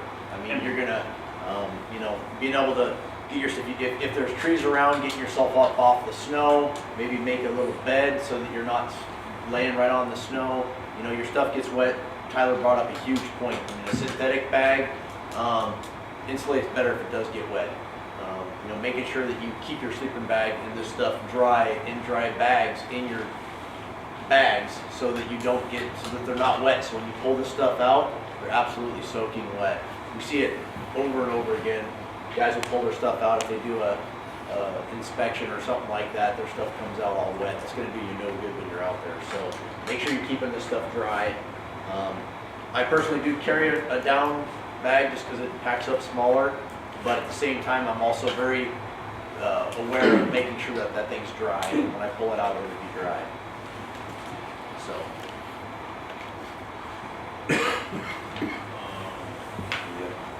Anything else on the mandatory? You guys got any questions on that Equipment stuff? on some of the, Those equipment? specific? Maybe you covered this already, but it seems like, is the expedition packs required to have everything that the racers are? 'Cause it Yep. seems- okay. Yep, you're required to carry everything. As they talked about, if you're in a team of three, some of that team stuff will work for threes, but anything more than that, it's still per two racers or two even in the rec cross. So that's what it sounds like, right? So, And a maximum expedition team has 4. okay. So that'd be, so if there's 4 people, you're gonna have to 2 with If them. there's 8 of you going and 2 teams of 4, you need to have, what, 3? He says 2 days food, this is a new rule change, right? Yes, so, and we'll get into nutrition and stuff, but, we got some parts on nutrition, so we won't hit it too hard, but, one thing is it used to be required, we used to be required to carry 2 days food. That's gone away now. That was something for 20 plus years we had to do it, and people would carry stuff like this. But just something to think about while you're out there, whether you're training or you're out there in the race, that if you had no food and you got stuck, that's just a bad, when it comes to being able to have water and food, it's just no good. Well, So- I think it became a good thing too, is we were required to have 2 days of food and everybody found a way to get the most minimal thing, right? They had those blocks that never got touched.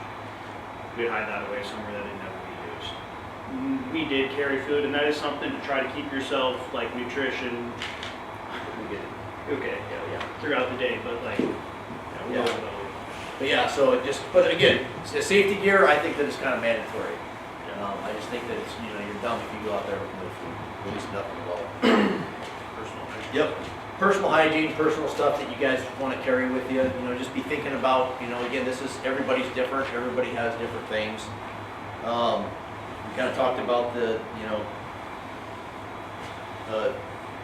duct tape, glasses, contacts type stuff. If you guys are, make sure you know how to manage, especially if you have contacts, whether it's solution or stuff that you carry with you. Again, make sure that you kind of, we kind of carry, some of us carry like a day pack with us in the race. Makes it easy for us to be able to get it on and off after we lay over. So just something to be thinking about as we're talking about this, and we'll kind of talk about that with the machine stuff, but be thinking of the stuff that you need personally every day. Everything from Contact solution will freeze.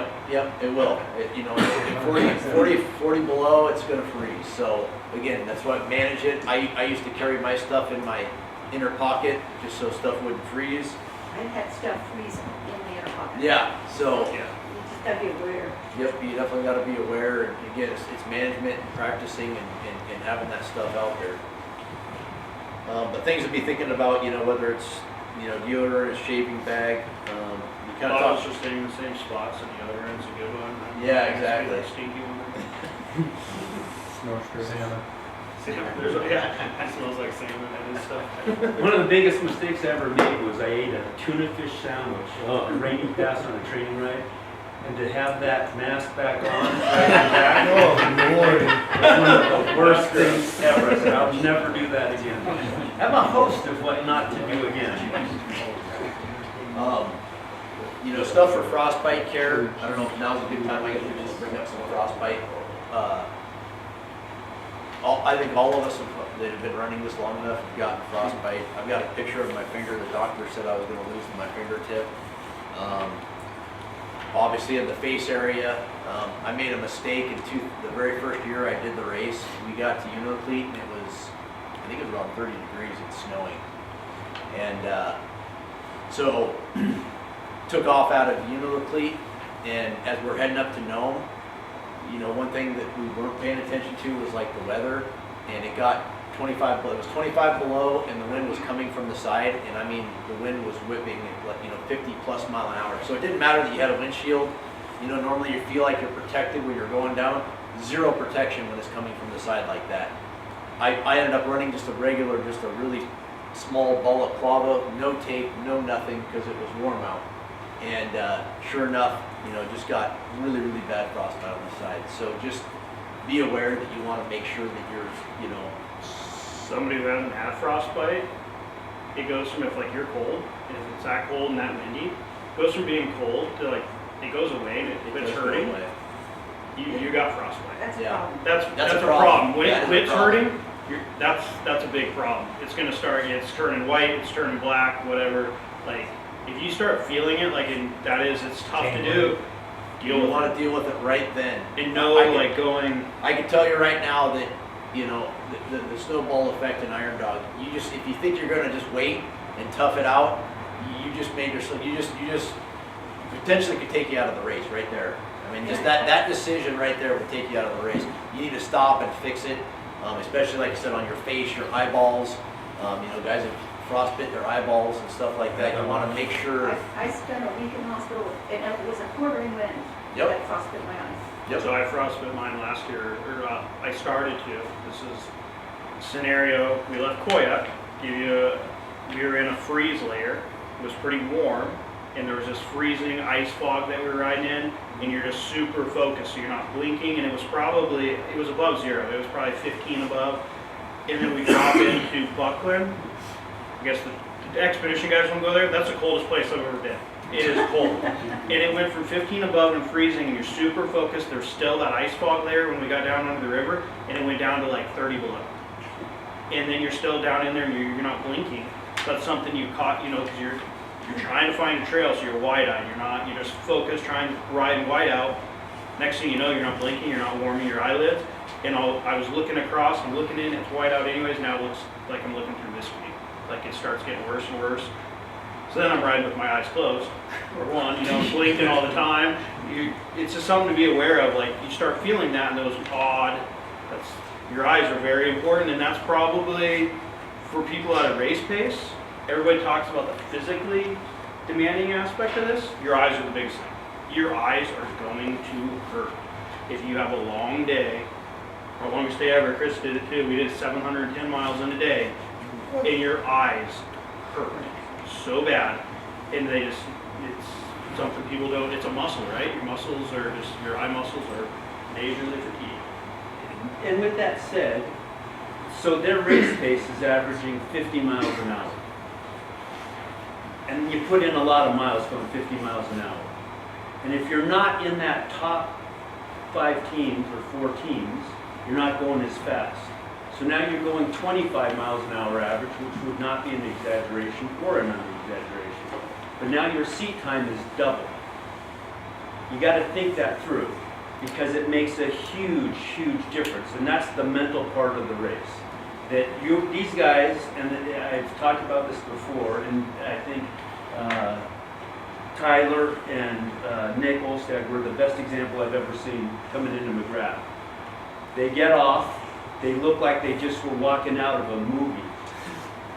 Stretch a little bit and keep going. They turn around, they look at the machines, they talk to each other nice and civil tones, and they go in and that's there. Versus me and the squirrel factor and a bunch of other rookie teams, every which way, wasting energy, wasting time, not mentally there, it's a difference. So as part of that whole package, it's a mental thing. So keep that in the loop of all of this. Get good with your tape a little bit. I was just gonna say, this is the med tape that all of us use. People have to look in a mirror. I'm so used to it now, you know, a piece, honestly, up on your forehead, that's minimum. This is what I'll do, like, real quick, if you have to do it out there. Say you have to stop on the trail. These are the spots. And then you can, and this is pretty much the bare minimum, like you're gonna have all the time, right? That's what you're gonna need. That'll This is be- where you're gonna get this it is- here. Yeah, same thing. Every once in a while, potentially right here, we'll get in it with the gear, but the different balaclavas and stuff could help also. But taping is, when it's really cold, if I know that it's gonna be 25 below and colder, I'm gonna tape my face no matter what. Again, with some of the different gear and stuff, I've kind of changed my face mask over the years, so it's not as critical as it used to be because of my face mask. But when it gets to a certain temperature, I know it's gonna be cold, or windy, I will tape my face. So, and that's a perfect example. You saw him do it, and he's done it 1,000 times and knows. If you sweat a lot, you may prep your face a little bit. Be careful with what you prep with, so you don't clean up too much. He never stretched the tape. If you take this tape and it stretches quite a bit, and then you put it on, and it gets cold and it shrinks, you will tear your skin underneath it. So be careful. Yeah. So I mean, in the past, you know, we always used duct tape, and I think almost everybody's moved to this microphone. like the It's an you know, it insulates you. He talked about moleskin. Moleskin works really well. You know, if you have blisters or something like that, you might want to carry some moleskin. It works really well. So what'd you call that? Microfilm? Yeah, it's What's the brand? There's a pharmacy off of Lake Wood. So, yeah, That's Geneva like, gloves has get it. a Actually, that's fish. Yeah, I'll have some for each team today, but maybe take a picture of the box, and Amazon's the easiest way to get it. It's been hard to find around town, and it's like $25 to $30 a box. I love it. That's all I use nowadays. It's pretty much all I use. I mean, Are you guys pretty much wearing that standard when you're racing, or? If I know it's gonna be anything below 10 degrees, Yeah. 10 above, I just put it on. Or if it's real windy, same thing for me. I mean, like I said, I have a kind of a system that works that I don't need it as much as I used to. But there was a point where with my setup that I used to have, I pretty much wore it all the time. It didn't matter. Because like I said, in the races, the other thing too, I mean, you know, when Tyler's talking about us, when we had to do 700 and something miles in a day, you could be riding in 50 above to 50 below in the same day. So you got to be prepared for everything, not just what's going on with where you're starting from. Be prepared when it goes 10 below. Yep. It's going below, and if you think it blows bad in the valley, you're gonna see a whole nother kind of wind. Well, the word uniclink means where the east wind blows. Yep, right? Yeah. Either there or that's a historic, like, as soon as you get through there, what they're gonna call Blueberry Hills, Yeah. it's gonna be ripping you down in Shakulik. And then historically, Halfway across to Koya. yeah, halfway there is, they call it, they have a spot going from White Mountain as you come off from, Top Top Hawk coming down into Nome. It's a local. And it is the windiest spot, and it quarters you perfectly. It'll just feel like it'll pick your whole sled up and move. Yeah. You get in the air and it'll. And that's what we're talking about. You're not, the windshield does basically essentially zero. Because it's coming from the side. You're traveling down the coast and it's coming from Your the left arm. Yep. Killing you. Yeah, and you cannot get away from it. No matter how much you want to tuck behind the windshield or get away, you can't get away from it. Maybe this is something that needs to be taken offline more, but I'm just curious about your visors. Do you use heated visors, or what's the best setup you found? We'll hit that with gear and stuff too. Okay, thanks. We got, so Frostbite for sure. If you're cold, stop and fix it right then and there. Hands, face, anything. It's just not worth. So it's not Chris worth it. kind of hit on that. People are going to do this. They get in a hurry. And I've watched it numerous times showing up. You're going to leave, historically, you're going to leave the start, and it could be warm, right? It's going to be probably 20 degrees on average. Could be colder, but this has happened more times than not. It's going to be warm here, And then you're gonna go through the most physically exerting part of the race, getting to punt hill. What you're gonna do, you're gonna sweat. And you're gonna be hot, you're gonna take your mask and and you're gonna pull it down because you're hot and you're getting on puntilla. As soon as you leave there and you start going through the pass, the temp is just gonna go racing down. And it is going to almost always be 20 to 30 below as soon as you hit the south fork. And now you pull that mask down and you're like, and you've been breathing in it, and now the thing's a solid block of ice sitting on your face. Take and change it out real quick, pull it off, run a lighter mask at the beginning, take the time to change, throw a different head sock on. It's gonna take you 20 seconds. And that's way faster than, like I said, you're scratching because you got frostbite. It's going to happen. You are going to be, for you guys that are going, you're going to be freezing going into Oh, yeah. crap. It is just, There was you've exerted, you're gonna get in there, the whole inside of your jacket. We'll talk Yeah, about it with it's- gear, but I can tell you right now, just to hit on it, we have left Big Lake at 50 degrees, not exaggerating, at 50 degrees. When we got to McGrath that night, it was 25 below, same day. So, I've left here at that temperature and was 25 below by split. Yeah, it can, yeah, it'll be crazy. yeah, one of my first rides I ever did in Peterbilt was like that. We left at 25 and it was 25 below that night, so, yeah. So anyways, just be thinking about that as we talk about the gear and different stuff, and frostbite. It's just, you don't know what the conditions are gonna be, and so you wanna kinda, again, dress appropriately to make that work.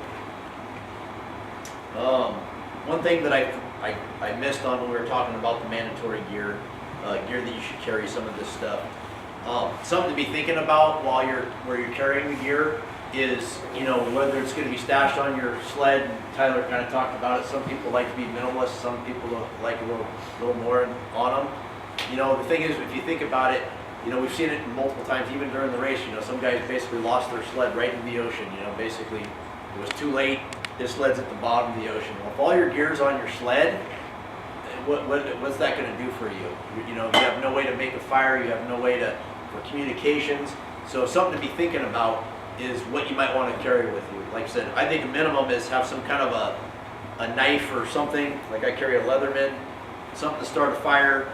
You know, communications. You know, we didn't really talk about it, but some kind of a, you know, satellite phone, a Dorme or something like that. You know, ones that potentially two-way communications that you can reach out, or if you have an actual emergency, it's on you. I mean, some of the new stuff like the, you know, the minis and stuff like that, they're pretty small and you can carry them right on your person. Do those trackers that we have on our sleds, is there an emergency device on that at all? Nope. Nope. It is just a tracker and tracker only. No, but I would tell you this, that is being monitored at HQ, and we have an internal process that if that tracker doesn't move for more than 30 to 45 minutes, we are working on checkpoint to checkpoint to figure out what's going on with that team, so that if something is in distress, we can figure out to get somebody going that way right away. So we monitor that in no more than a 45-minute period. So generally, if you have a repair, you're 45 minutes, you're up and going, or you've got your ropes tied and you're moving. But we monitor that at HQ at a 45-minute max, and then if it doesn't move, we start recording. Yeah. Plug for inReach. Yeah. Not a single team out there should be out there without inReach. I think that I agree 100%. Absolutely crazy to not have it. People would, I remember, I think I was in one of Mike Buck's class, and he asked like, what's something we wouldn't leave home without? And to me, it was the inReach, because that communications. I mean, a cell phone's great, but it doesn't work in, you know, 90% of the trail that we're going to be riding on. So having some kind of communications. Is there someone at headquarters in, or a number for inReach to reach if you're in problem? I would have set that up as yourself, right? Yep. That should be your emergency That's your own contact. personal, That's yeah. nothing tied with them. Okay. I have mine going to my wife. She knows if I'm in a bad scenario and I hit that, she would know what to do, right? Have that conversation with whoever you have as that personal Yeah. contact to make sure. And I mean, just relying on Iron Dog is not Iron Dog's responsibility for our own safety. So, you know, we're responsible for our own safety. You know, if something really bad were to happen, you know, having an emergency, you know, where you can hit an SOS, I mean, you know, minutes can really be the difference between life and death, right? So, you know, the downfall is we're going to be out there in weather and stuff. At the end of the day, you know, self-rescue is really what you need to be worried about, because there's been a bunch of times where no one's coming to get you even if you hit that thing, right? So that's why you gotta be kind of responsible for your own. Might want to mention the new iPhone 14 and 15 have satellite communication potential if it's an emergency, Yeah. but you might want to turn off the Yeah. crash detection. So, yeah, the crash detection, as a matter of fact, Ryan and I went riding with one of our first rides this year, and his daughter went riding with us, and she was going around a corner and actually took a tumble. And she had a new iPhone, and it did actually do a crash detection. And we were out riding, didn't even think twice about it. Didn't even got back to the house. 2-3 hours later, there's just messages and just blown up. State troopers looking for us, trying to figure out, what had happened. They had sent emergency vehicles to the location where that was. So yes, that's a great point that, some of the tumbles that we could take, or even just, I think some of the terrain that we're in could potentially set that thing off. So be thinking about that. So, yeah. I think the communication thing too, it's cost us an extra $6,000 to make those spot things ping every 2.5 minutes. But we feel it's important, and not that it's not important to call your emergency contact, but in your packet you will have a cell phone number for Jake and a cell phone number for Sarah at HQ. That will be dedicated numbers that you can get to. I've packed those with you because we want to know too if you're in distress, because we can get to the next checkpoint or one that you just went through. We can contact them to come toward you.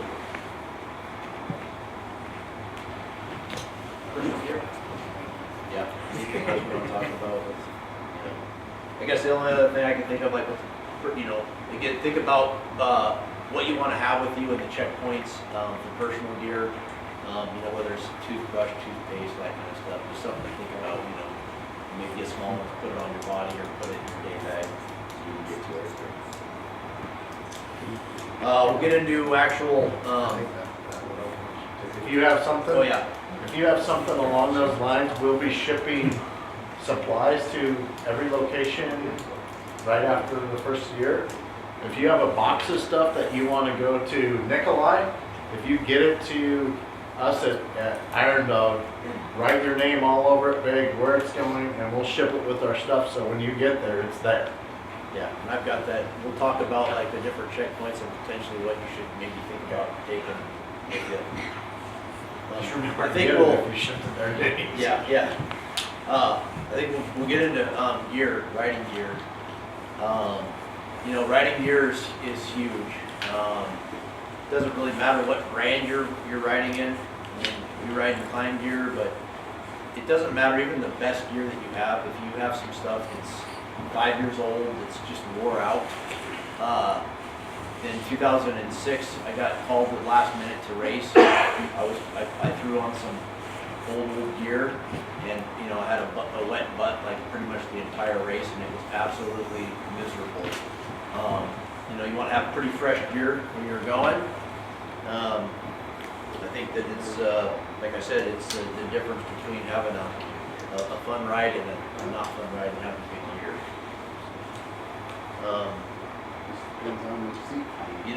We kind of talked, you talked about what requirements for extra gear that you have to carry.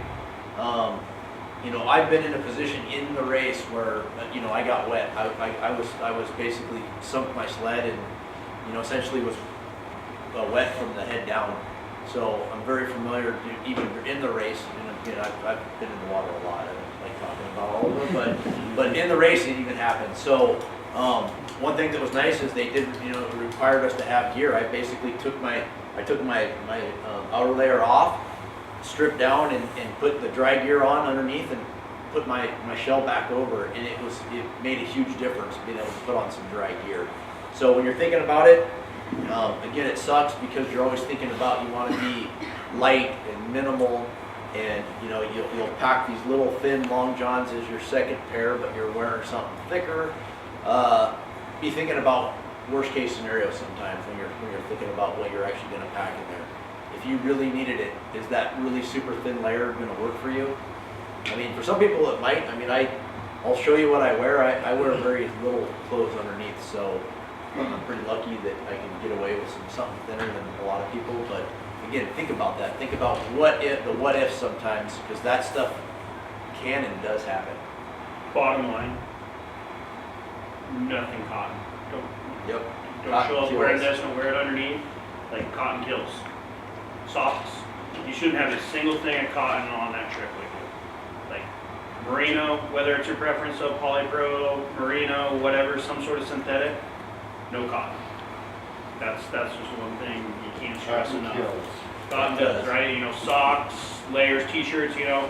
Even I see guys that are like, oh, well, I got a fleece, I got this poly top, but they have a t-shirt like this on, like I would. They put it right over the top of this, and that's what they wear. That's like the worst thing you can do. It Like sucks cotton water, it's base, gonna hold water. It's gonna it's gonna wick that water, and it's gonna stay right in this cotton. Where if you have a merino, some sort of poly, it's gonna wick it and get it away from your body. Yeah, poly is really, any kind of poly is really good because it doesn't absorb any moisture, keeps moisture away from your body. Wool is also very well, some people say that it gets wet. I personally wear wool. It's my personal preference. When it says wool, it's merino. Yeah, merino Right, wool. it's a little bit different. Yep, Wool, yeah, it's you wool. can, yeah. Kind of show you, I mean, this essentially, this is what I wear. This is what I wear for my base layers, for top and bottom. Again, this is just what I wear and I prefer. I wear this for my base and then sometimes I'll have potentially like a poly or a thicker fleece. My go-to gear, I wear this on the top and bottom, and that's pretty much it. And I wear this until about 10 below. Is that 1.0? No, this is the merino wool. Oh. So it's a super thin. It's like they're super thin. I don't think they have it. They don't have it rated. It's although just they do they have. have a merino. It's like a 150 basically, like a 150 if you're used to like a smart wool or something. They Yeah. usually rate 150, 250. It's pretty small, yeah. And you think it goes without saying, but that includes your underwear, so don't put on a pair of 100% Yes. cotton Hanes. And this over the top thinking life is gonna be good. It doesn't work that way. Absolutely. So I think that again, it's, you know, Larry kind of hit on it. That at the end of the day, what worked for me is probably not going to work for you. I can tell you, when I raced with Tyler Huntington, he would always wear 3 times the amount of gear that I was wearing at any given time.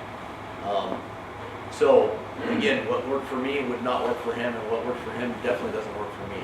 So you got to get out there and test it. And as much as it sucks and you don't want to do it, when, you know, there's training days when you go out there and ride and it's 25 below and you're like, oh, I could do something better than go out here and ride, you need to be testing this stuff out. Because it will be 25 below and colder on the race. I pretty much guarantee it. There's been some exceptions, but for the most part, You're gonna find a pocket. you're gonna find a pocket that's cold. It doesn't matter, even on the warm years, it's gonna be cold. And if you're not used to running in cold weather, it's huge. I prefer and suggest riding a little bit cold, and because the thing is, if you're overheating when you're riding, you're gonna start sweating. And when you start sweating, you start getting damp on the inside. And even with the best gear, again, it's just, you're gonna start getting clammy, and it's gonna get cold, and that's what's just gonna lead you to getting cold. I'm a huge believer, like, you know, all this new gear, you know, it has vents on it. On the pants, it has vents on here. I'm a huge vent guy. You can talk to anybody that I'm racing with. I use my vents a lot. So if we know that it's going to be like we talked about, if it's warm at the beginning and we know it's going to be cold at the end of the day, I'll definitely dress kind of, you know, try to pick a nice mid temperature riding gear. But then I'm basically like, when it's warm, I'm having all my vents open. Might even unzip we'll do like Superman style where all, you know, the zippers go both ways on these. So I'll basically pin it to my here so it's not flapping up here, but it'll basically be flapping back here and let a bunch of wind in. Again, that works if it's not raining out, but, you know, because you don't want to get wet. But again, huge believer, and like I said, I would rather be a little bit on the cold side than overheating. There's a few exceptions to that, but If a lot of you guys have followed the race, you're very aerobic all the way to Ruby. And I don't know how many times we've watched on videos, almost every one of us is putting a jacket on in Ruby. Because what you're going to do, and this is something to understand about the race, when you're going to, everything to Ruby is going to be you're moving, right? You're going to get to Ruby, and that's where you hit the Yukon. It's going to drop in being cold, and then you're going to feel like you're cruising down the Glen Highway. for the most part. It might get rough, but you're usually just pinched off, it's windy and it's cold, and you're not moving a whole lot in the sled, and it is, I mean, you'll go down there, I'll hit my legs to make sure I can still feel it. Like, it'll just get cold, so be prepared. We have like a thin down jacket or something. I'll throw it on real quick as we're pumping, finish pumping gas, get my oil, throw on a down jacket underneath. That's that section, so it's gonna be roughly about 50 miles to Galena and another 88 miles to Caltech. So your next 140 miles, 130 some miles are gonna be You're not pretty really, cold. Yeah. So You don't really think about, how the difference of not moving at all. It's the same temperature is huge. I mean, that's when if you're working, you can stay warm at pretty cold temperatures, and when you're just sitting there on the river running is really weird. The very first year that I did the race, I was asking a bunch of questions, and probably the one thing that always stood out to me that first year was, I asked this guy, his first year was the year before me. I said, what stood out to you? He's like, well, two things. He's like, one is it felt like I got spanked a freaking million times, and two is I got on the Yukon, we left Ruby, and he's like, you know how like when you go riding and you give it full throttle across the lake, and you basically give it a little gas and you punch it for 30 seconds, and you're just and then you come across to the end of the lake and you let off. He's like, yeah, it was really weird. We basically put it to the bar and kept it to the bar for 15 minutes. Yeah. And I was like, that's crazy. So sure enough, the very first year I did it, we get into Ruby. We get to Ruby and it's sunny out, and it was one of those years where the river couldn't have been smoother. You could see it was smooth as possible, and I'll never forget, like, that guy was full of crap. I got all the way to Galena, like literally 30 minutes just to the bar the whole time. So I mean, we were basically doing 100 mile an hour, and when it's cold, and like I said, it's typically cold on the Yukon, you need to be prepared for it. So, Tyler brings up a good point. There's points in the race where, in my opinion, the places that you always think about where you're might potentially change clothes is when you get to Ruby. You'll feel it before you even get to Ruby.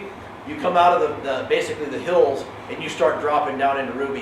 When you basically take this road and you start going down into Ruby, you start getting cold. You're already starting to not be physical, and the temperature drops. I mean, it doesn't matter what the temperature is. There's almost always a 15-degree plus temperature swing from the top to the bottom, and you start getting down there.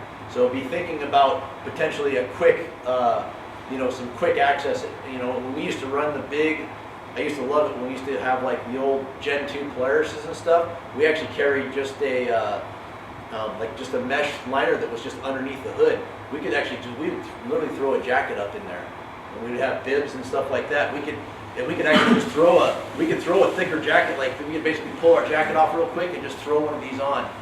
Some guys will even carry like a bigger jacket that they just put on over everything. But again, something to maybe think about, that you might want to be able to have easy access, have stuff there in Ruby, maybe somebody there that can help you out, have parts of clothes available for you. The second scenario kind of comes into play. You'll run the Yukon and you'll get to Caltag, and it's the exact opposite. So now all of a sudden you go from being cold and you'll be bundled up on the Yukon, and you'll leave Caltag, and this is where I'm talking about like the vents and stuff. When you leave Caltag, it is 22 miles of just it's single lane, it's bumpy, and you will overheat. I guarantee you, no matter who you are, you're going to overheat when you leave Caltag.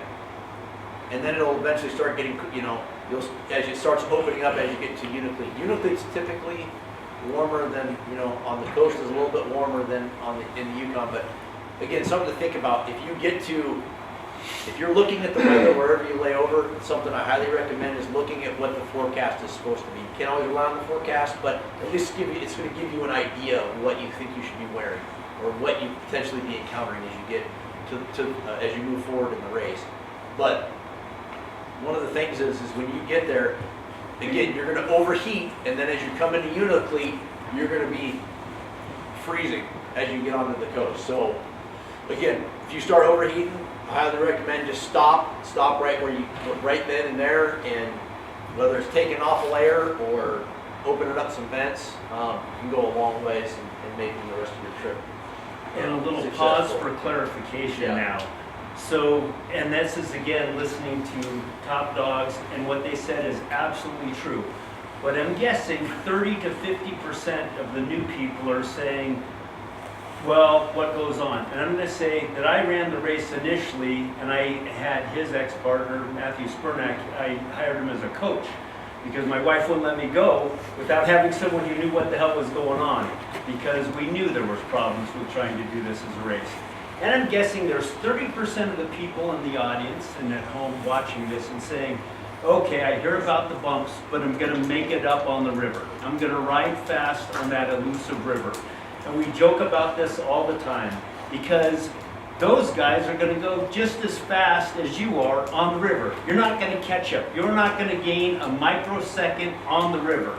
You're not going to run a shit ride of all the bumps. Your legs are going to hurt worse than they've ever hurt in your life. Your butt's sore. You're going to have arm pump. You're going to have blisters on your blisters on your blisters. And you're going to make it up on the mythical river. It ain't going to happen. Keep riding your race. Do all the stuff they're telling you to do, but you're not going to make up the time. Hustle, hustle, hustle on all the spots. You will not, the 30% of you guys who have done the math, which we did, and figuring it out how well you're going to make up all this time on the river, it will not happen. So I hate to burst your bubble. It will not happen. Don't run into an ice shelf because you're trying to make it up and you're doing it beyond your capabilities. These guys are going to beat you. So don't think you're going to get a top 10 finish by catching up on the river.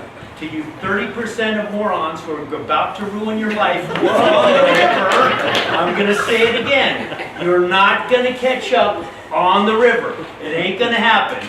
They joked, and I am the butt of some of those jokes because we were waiting for the river to make it up, and we never made it up. So don't screw your life up on the river. Do the best you can and keep hustling. And what they're telling you, absolutely true. You're going to get out there and then you're going to freeze, and that compounds all the other little details.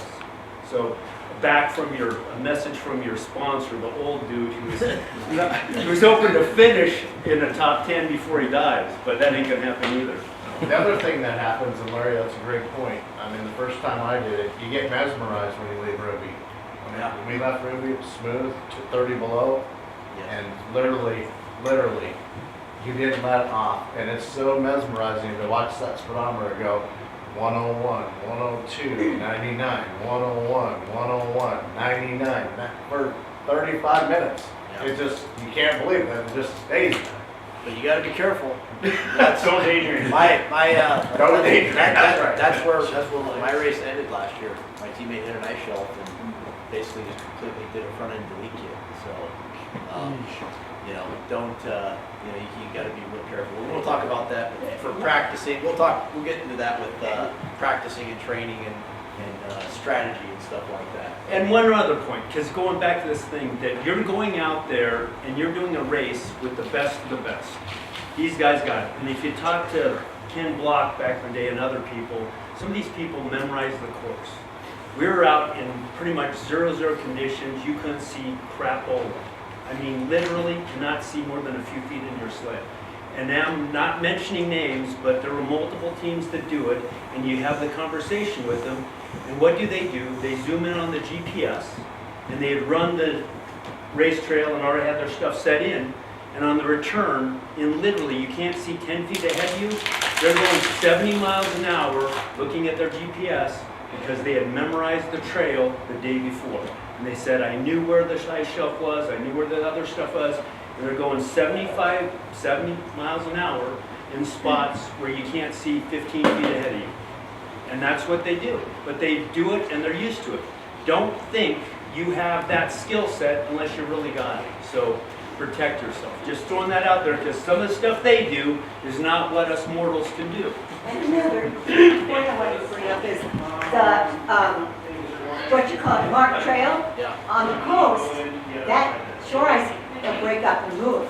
And the last time I snowshoed, I mean, there's a mark there, and then it's over there because now there's all these icebergs that came in and grounded. That trail completely apart. Yeah. And you can't trust that. To give a little, and not to go too into the story, don't trust your last year. Yeah. Because I went on the ice It's too, okay. So, yeah. We'll go ahead. Sorry, Go sorry. ahead. Yeah. That's part of it. We'll get into, we'll finish with clothing real quick here. Gloves is a huge thing. Again, Larry hit on it, and I can't stress enough. You guys need to test with the stuff that you think you're going to use. Don't change your gear, days before the race. I mean, we see it over and over again. I've personally done it. It's the worst thing you can do. When I first started, I wore really super thin gloves, but I frostbit my hands so many times that I can't get away with it. I went from one extreme of wearing the thinnest gloves to wearing the thickest gloves. Now I'm kind of more of a middle ground. I like the power, like the climb. I like the power cross glove is kind of my go-to when it's colder. And now I've kind of gone into the guide glove, which is just it's a heavier glove than the power cross. I really like it. The heated gloves, these things are pretty crazy. They work really well. The thing is, you can't rely on heated gloves. If it's super cold out, the batteries don't work. The batteries didn't. But I'll tell you what, it's for like last night I used these things and because I took my gauntlet off. We'll talk about that later. But they work really well for certain conditions. But again, you also need to know the limitations. Batteries don't last. And one thing that I can say about like the battery stuff, we've noticed over time that like when we were on the Yukon. If we start the day with a fresh set of batteries and when we're inside and we took them on low, they seem, because they're draining the batteries slightly, the batteries seem to last for a really long time.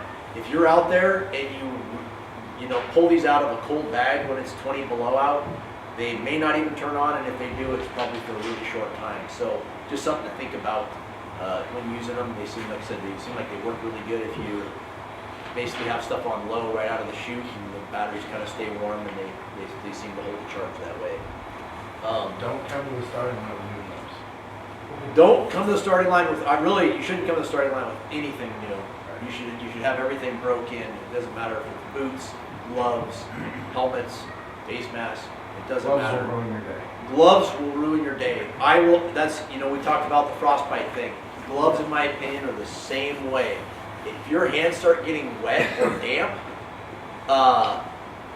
it's blisters, and it'll ruin your day. You see guys come into the draft with their hands just absolutely tore up. Now they've got to deal with that for 6 more days. So if your hands start getting wet and damp, stop and change them out. I carry about 3 pairs of gloves with me. That's just me. Because I like to be able to change them out and change for the different conditions. So you keep talking a lot about rechargeable things up on this trail along the way where you stop. Is there a lot of opportunities every night to recharge your? Typically, yes. Typically, where you're going to stay. I mean, there might be some exceptions to that. I mean, if everybody's staying in the room or in the Tatina or someplace, some of these places might not have a whole bunch of outlets, but in most villages, where you stay is going to be. I always carry mittens with me, 100% of the time. I don't ride without having these on my sled at least. We talked about towing. Yes, you talk about towing, breaking down. If you need to, you want to have something to be able to stay warm. Your hands to stay warm. We've even used Larry's got gauntlets. One of the things that we did one year, we were out riding and broke down, and our hands were getting cold. We needed somebody to bring us parts. We actually took our gauntlets off our sleds and put these over our hands to basically add as an extra, something to keep our hands warm. The hand gear is such a private thing, and some manufacturing works for you, others hand size on and on. And that goes along with the gauntlets too, and it goes back to when you're getting coached up saying you're going to try and do the race. That you can't just ride on bluebird days. Ride in all kinds of weather conditions, whether it be raining out or whatever else. And this is just an example. So all of them are high quality, made fine line Doug Dixon's products. Apocalypse is another Apocalypse. And my hands would get really cold compared to my partner's. So I needed something much thicker in order to deal with it. So this gauntlet, which works for 80% of people, my hands would be freezing even with the hot grips on full. So I end up with a double stuffed one, and then that worked for me. But then if someone else rides your machine or you're trading off because you're towing, you gotta make sure that they've at least experienced it once, so when they make a sharp turn, they're not hitting the throttle or something else. The big thing about gauntlets, I think they all work, right? But one of the best ways to keep your hands warm in them, he's got these buttons that kind of do it, but one of the biggest, you got this big opening back here, your gauntlet will probably 50%, like 50% warmer if you take and bungee this, like we have a little Velcro piece. You keep it tighter up here around like your forearm, drastically different how warm this gauntlet's gonna be. Otherwise this thing's gonna be, you're gonna be going down, it's gonna be sitting there bouncing around down the trail like this. It's gonna help a lot, but dramatically changes if you just take, and if it's that 50 below, like I've got a double-sided Velcro, goes around ours, I sit on it. If it's that cold, we kind of just cinch it up. And that just seal up around this arm, even like a little bungee something, it'll make a massive difference. And that on this design does the They same. do that, yeah. So, It makes a huge difference. Larry, what did you just say? Those ones do it, yeah. They have like a cinch on them. Gotcha. cinch draw, different manufacturer. You can, you know, the thing is with, you know, everybody's different. Like my last teammate, he never wore gauntlets. Like I wouldn't say never, but I mean, we're talking, it had to be 50 below for him to wear. He could wear thin gloves and no Pair of gauntlets. mechanics gloves almost. Yeah. And never gauntlets. Yeah, never wear gauntlets. So it's just, I mean, to me, I couldn't even, I mean, it hurt just looking at him riding. So it just does not work for me. I wear gauntlets all the time. I even wear them, like a lot of people don't like wearing them when it's warm out, but you know, to be honest, if you're not riding with them and training with them, so that's like one of the things is he would get really upset because it would be 40 below or 50 below, and he'd finally put them on, and he absolutely hated them because he's not used to putting his hands in and out of them. To me, it's just second nature. I wear them 90% of the time. The only time I don't wear gauntlets is typically in the springtime or mountain riding. But when I'm riding on my trail sled, I just have gauntlets on all the time, even when it's warm. Because even when it's warm, if it's raining out, to me, it's just that extra layer of like rain protection or water protection, so my hands aren't getting wet.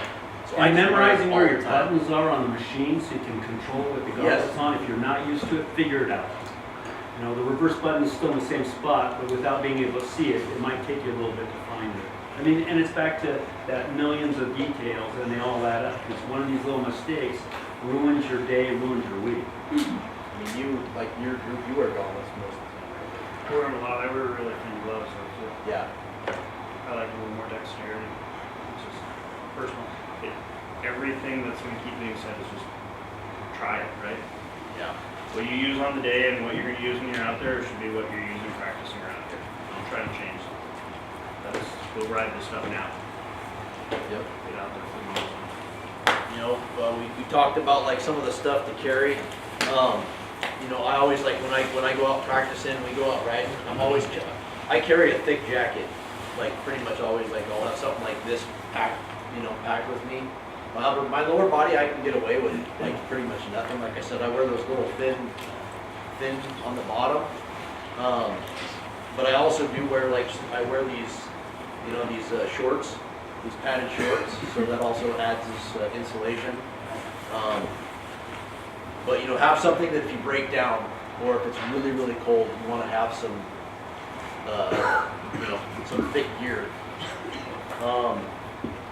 Something else is like, you know, some of you guys that are new to racing here might not have ever worn a tech vest ever. And I remember us making the transition from 2006 to 2007 where we didn't wear a tech vest previous to that racing, and then all of a sudden we did. If you're not used to riding with one, it's a complete game changer on how it changes your layering system. Because obviously your body's a lot warmer. Your arms could actually get cold. So, I mean, we actually, like, back then, we actually had a tech vest, and we actually made sleeves for our tech vest, so that we didn't need anything more on the bottom. So, I mean, just, again, something to try out. Make sure you're riding with that stuff. Right out of the chute, you want to start training with the stuff that you're going to be wearing. You know, shin pads chest protectors. Anything to add to that? So yeah, you want to make sure that you're running with, riding with what you're going to carry and what you're going to have, because it's, like I said, you don't want to be out there and be freezing or the other way around. And to add on, and this is part of that climate control issue. So the older stuff, you were doing open mass thing, they've got the little vent sides and there's 2 tiny keyholes. You think, whoop-de-doo. And it's absolutely massive for that. And the same with these helmets. They make inserts that are just essentially air shields and vent blockers and other. Play with that, experiment with it beforehand, so you figure out what's working, because your head's just a massive radiator. Once you get that figured out for the venting, and a quick change on that can make or break your day. Most people are using, maybe be using a climb helmet, whatever helmet you're using, something that you maybe won't see around here because of the temps. We notice there tips in my ears. When it's 40, 50 below up there, it's a whole nother thing. Like you'll end up having to take Nick's Frostbite. Like everything will be fine. There's nothing hidden. As he talks about these vents, air somehow gets in here, and he has a tendency to get the tips of his ears frostbite. Inside the helmet, right underneath everything, that's what frostbite is. So this is something to always. That's one thing. Yeah. Keep one of those for that. Is if it's really cold like that. You ever seen those little skull caps, like little smart wall ones or something? I carry one of those in there and pop that on because it's just the top of your head will get, even with that liner, everything, they're very susceptible to your head getting cold. So to that point, we just went out one of our training rides. I'm getting used to a new helmet.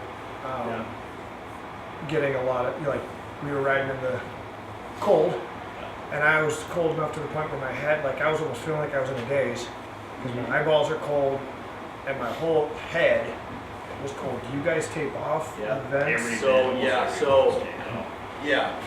So basically, if you look at my helmet, I have every single vent on my helmet. So this is an F5. A lot of people will wear this or F3, or whatever helmet you have. But these actually have this blocker that goes in the front. It also has, like Larry talked about, it has this windstopper liner that goes into the actual helmet itself to help it. And then even for me, you can see all these vents are completely taped off. The top vents, I do leave 2 vents in the back open just so that I do have some, so that can vent out. But for the most part, I completely block all of that's just me personally, because same thing. I have the same thing that we was talking about with Nick. My ears will start getting cold, depending on what I'm wearing. I'll have, I typically wear the Klein Arctic balaclava, and this seems to work. Realistically for me, this works for all conditions. I even wear it when it's warm, and some people don't like that, but again, I just get used to it in all conditions and know what I need to do. If it gets really, really cold, I'll typically wear a thin balaclava underneath, and again, tape and this over top of it, just to have that extra protection. I did try what he's talking about, if it's really, really cold, just wearing a little skull cap, because that can help if it just seems like you're getting cold on the skull. And I think, and I know this isn't the clothing part, but that brings up back to the mental aspect of it, what you're talking about, saying I'm getting cold feeling. It's back to stuff's going to happen, stuff's going to change. And Chris pointed out and said, look, he's going to stop and rearrange his vents. Taking that 15 to 30 seconds, and for me it was a glucose issue in the past, and I literally go into kind of this fog, and I didn't even know I'm having it. The same thing happens when you get cold or hypothermia. And that's where your partner needs to know you, and you're careful which partner you pick, but then they're going to slap you and say, look, have a piece of Kit Kat bar, let's take a minute, get your mojo back, you're going 20 miles an hour, you think you're going 50, takes you 5 minutes to get your back on track, but then you don't run into the stump, you don't go off trail, you don't fall off your machine, because all that stuff is going to happen. Again, when we're talking about the frostbite in your face, goggles are a big part of that too, is having a good sealing goggle, potentially that fits your helmet good. Try different goggles. I mean, I've tried all different types of goggles, and some just don't flat out work for me. I also have severe dry eye. I don't like having, I'm pretty fortunate that I don't have a lot of fogging issues with goggles. I actually tape up, I've got it in my sled, but I actually tape off almost all the foam on the top, sometimes on the top and the bottom, to just keep my goggles from having where I'm getting any air into my actual face. So again, something you want to try. We've even done stuff taping up all the way to the outside edges. Some guys even make little flaps and stuff in their goggles so that they have extra protection when they just put their goggles on. And you guys keep separate river goggles versus trail goggles? So, yes. So in the past I have had I pretty much will always tape up my goggles, and I say that because I have a set here that's not, but because these are my spring goggles.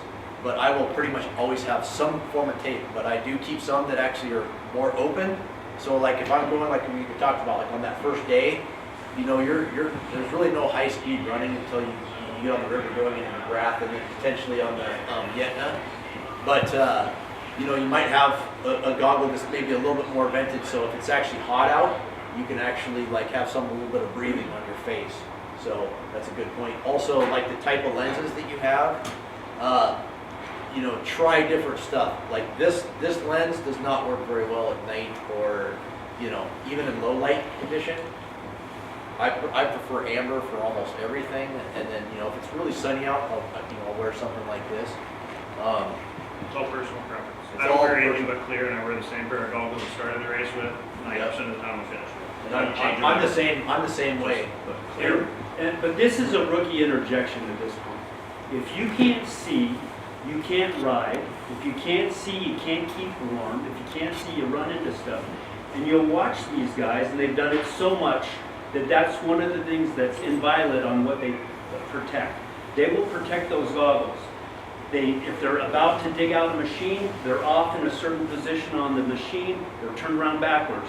They're not pulled down around their neck, breathing into it. They're not sitting bent over the visor. They protect their goggles with their life. And it's just the way they do it. And you'll see rookies not doing that regularly. They're fogged up. They're fighting to be able to see.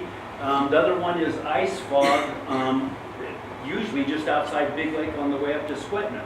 And that's on the outside, and you can't see and you're slowing down. Having something on your glove or some way of cleaning off the outside portion, but again, not breathing on the inside of your goggles is critical to being able to go at race speeds. Yeah. If you can't do that, it's not a race. It's not even a fun experience because you're going to bugger up. Something about goggles that I've noticed as they've gone to these new polycarbon lenses, they're awesome. But as he just said, in ice fog, so the older style lenses, they actually had flex to them. Now these polycarbon look glass essentially, right? So if you get into really bad ice fog, it's really hard to scrape it off from this, because the older ones you could actually kind of press with the wiper and it would kind of break it up on the face of it. So it's something that's actually a consideration we have. I use these now. This is an Ed goggle from Klein. It's a hard polycarbon lens.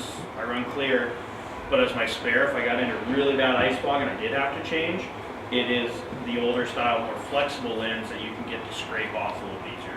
That's just something I find that these are a little harder to do that. So, Good point. I mean, and we've noticed the same thing. You use the Viper.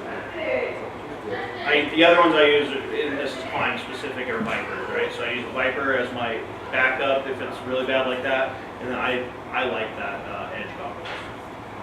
One of the things you kind of talked about, with the wiper, the nice thing about the Klein goggles, they do have they basically got this little wiper on them, and I use the crap out of these things. And when I was riding last year, I scratched, but I ended up riding a guy up in the expedition class up to Nome, and we were going up there, and he just struggled the whole time trying to keep his lenses clean. I eventually just gave him my left glove. I was like, here, try this out. And he was able to kind of scrape. It's just hard enough where you can scrape if it's not super cold or super hard.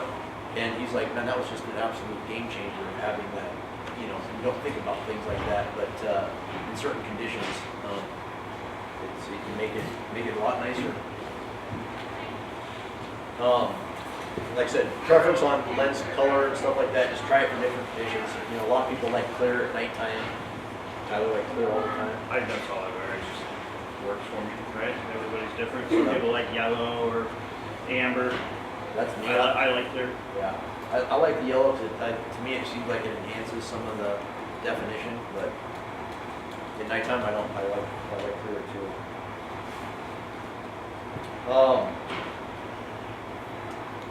Something else to kind of consider, when Larry was talking about like the goggle management, is the same as like glove management. I think those are two things that you see a lot of people just make a mistake when especially when you go out training and you're just watching people do stuff. They'll grab their goggles, they'll just take them off and just throw them wherever. Same with their gloves, and I mean when it's down in the snow and you're putting them on and there's snow in them and now your hands are wet and your goggles and the inside are now wet, now you've got to deal with those. That's why again it's nice having another pair so that you can put on some dry stuff, but at the same time you can prevent a lot of that just from a little bit of self-preservation with this stuff. Make sure you're keeping your goggles where they're not getting stepped on in a snowbank. Same with your gloves. Potentially have a place in your sled where you can thaw goggles out. A bag up under your engine compartment so you can actually thaw them out if you need to, because there's going to be a time when you might need to do that in the race. It's a lot faster than you just swap out goggles and put them in a hot engine compartment and be able to swap them out again later. Some on here, everybody's different too. So Chris uses a Camelback. I don't. Iron Dog's been a lot better about having water at checkpoints, but now almost everybody has transitioned to using these helmets. Think how you're going to get that water in, right? So if you have a Camelback and you like them, you have that straw here. I've always had issues with freezing, so it's never worked for me. Work for certain people, it doesn't work for me. I don't even mess around with them. I don't carry them anymore. But I have a hose to my bag, so if I get to a checkpoint and it's not easy just to throw a water bottle up there, you got all this ice, right? If it's super cold, this is all going to be frozen up. You're trying to get it, break it out. Almost always you can get straw in there though, or a piece of I take a piece of hose, like a tubing, like actually gas line hose that I could potentially have to use. You never know, right? So just some 1/4-inch hose, they have like a foot-long chunk of it that's in a bag, and I'll pull that out and shove it in whatever they have there to drink, and I can snake that up in my helmet, suck some water real quick. And this is rookie interjection again. So he's going to McGrath and he'll do it in 8 hours, right? About 8 hours. Seven. Over here, you're hoping to make it in 12 to 14. Your seat time's higher. These guys are the professional A class, and they've got pilots and support, and they're the well-known, and you guys are nobodies. You're somebodies, but you're nobodies in this race. Sit gently. And you're not going to have people holding your hand and everything else. Get your drinks, take your time, figure it out. Your seat time is going to be huge, but it's kind of different. And that goes to the clothing and the other stuff. He has 2 goggles, but he has a couple people with a bag with extra supplies. Throws out the gloves, throws out the goggles, they keep rolling. These are your legends. They're the living legends who will be in the royal class in a couple of years. You, thus far, are not. And your plan will be a little bit different than exactly how you heard that, because you may have 3 goggles, because there's not going to be somebody you get it from unless you ship yourself some stuff ahead of time to McGrath or Nome or wherever the case may be. So adapt your plan a little bit, which I think is helpful, and that's not to belittle them or make fun of them, but they're awesome, and you're going to need a little extra planning to figure this out, to make it successful and enjoy it. Yeah, I'm gonna go. I think the key takeaway is keep saying it, test it, ride it, don't change things, right? Wear what you know, run what you know, have shock valving, all these things, everything on that, everything you're doing, don't change things, right to the race. That is a historical, people do it.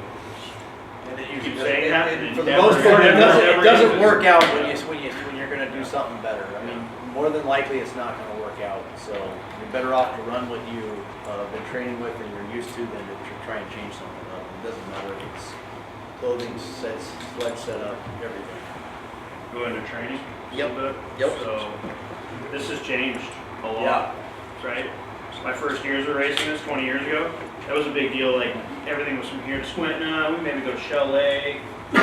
We'd go to Puntilla one time. I don't even feel like I went on a ride if I didn't go to Puntilla now. We do training rides from here to Rowan and back in the day. We do that in under 12 hours now. Like that's our average. It's a 400 plus mile a day. That's what we're doing. Without stopping and eating a cheeseburger, nothing like that. So that's how Nick and I train. If I mean, to be honest, and I think it makes a huge difference. And we go out and train like we're gonna race. It's changed. That 2,000, yeah, it's 1,500, 2,000.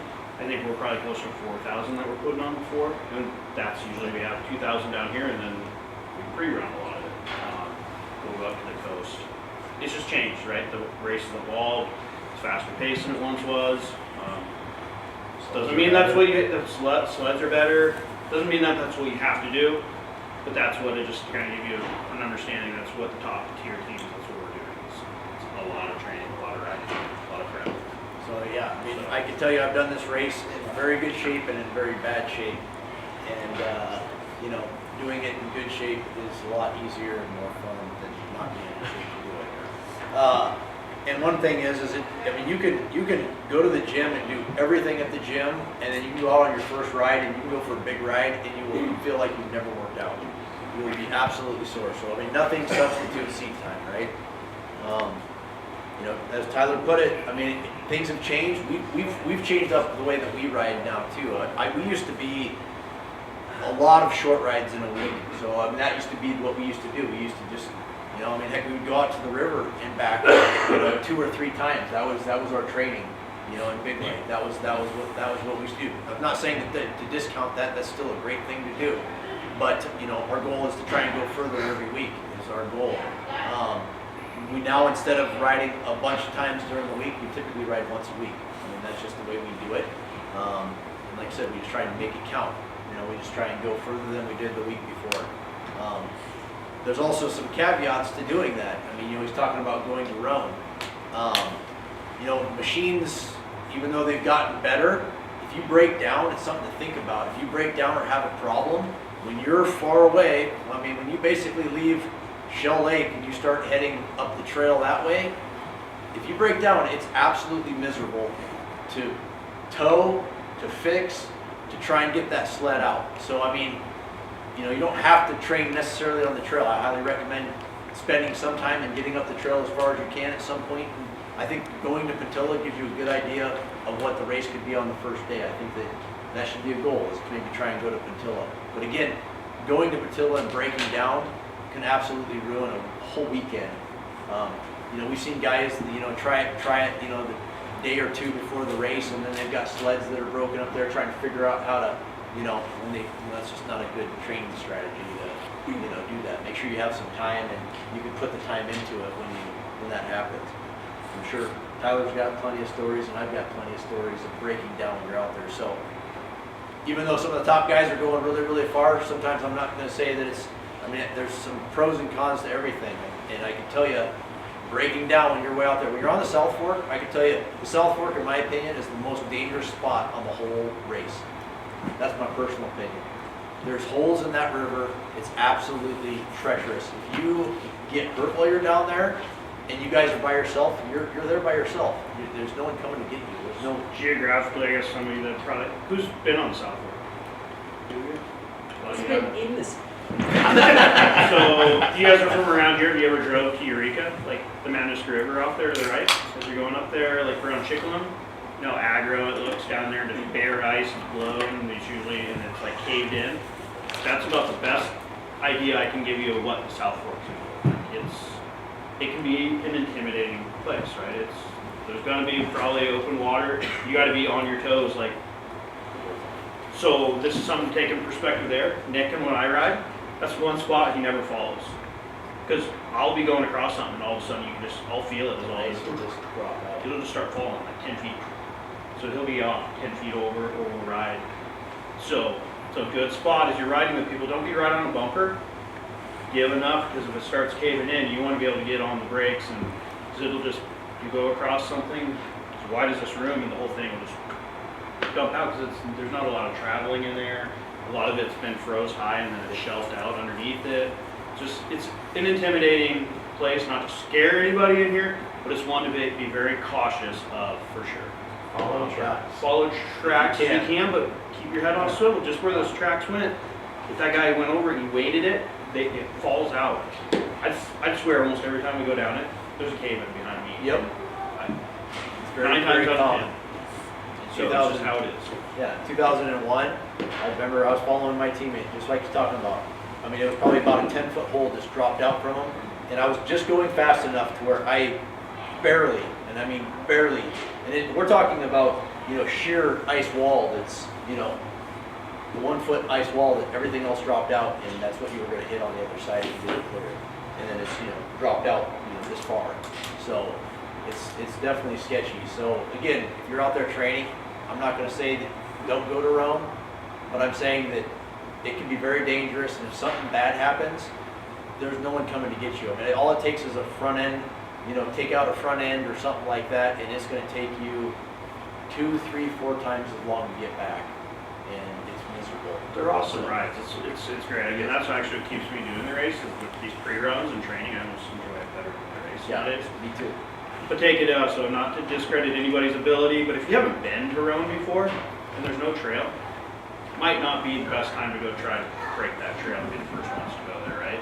Not to bit like you guys going up the river the other day, you're trying to figure it out. It's a little bit different when you're on that side. It can be, you can get yourself in a pretty crappy spot. Yeah. So if it is, there'll be a trail there here in a couple weeks. Let somebody bust a trail and it's done, I guess. But I mean, Tim's been there a bunch, trail riding and stuff. I'd imagine you're gonna be out there quite a bit. Might be one of those. Ptarmigan's this is weird. I swear I know everywhere on it. I can memorize this whole trail.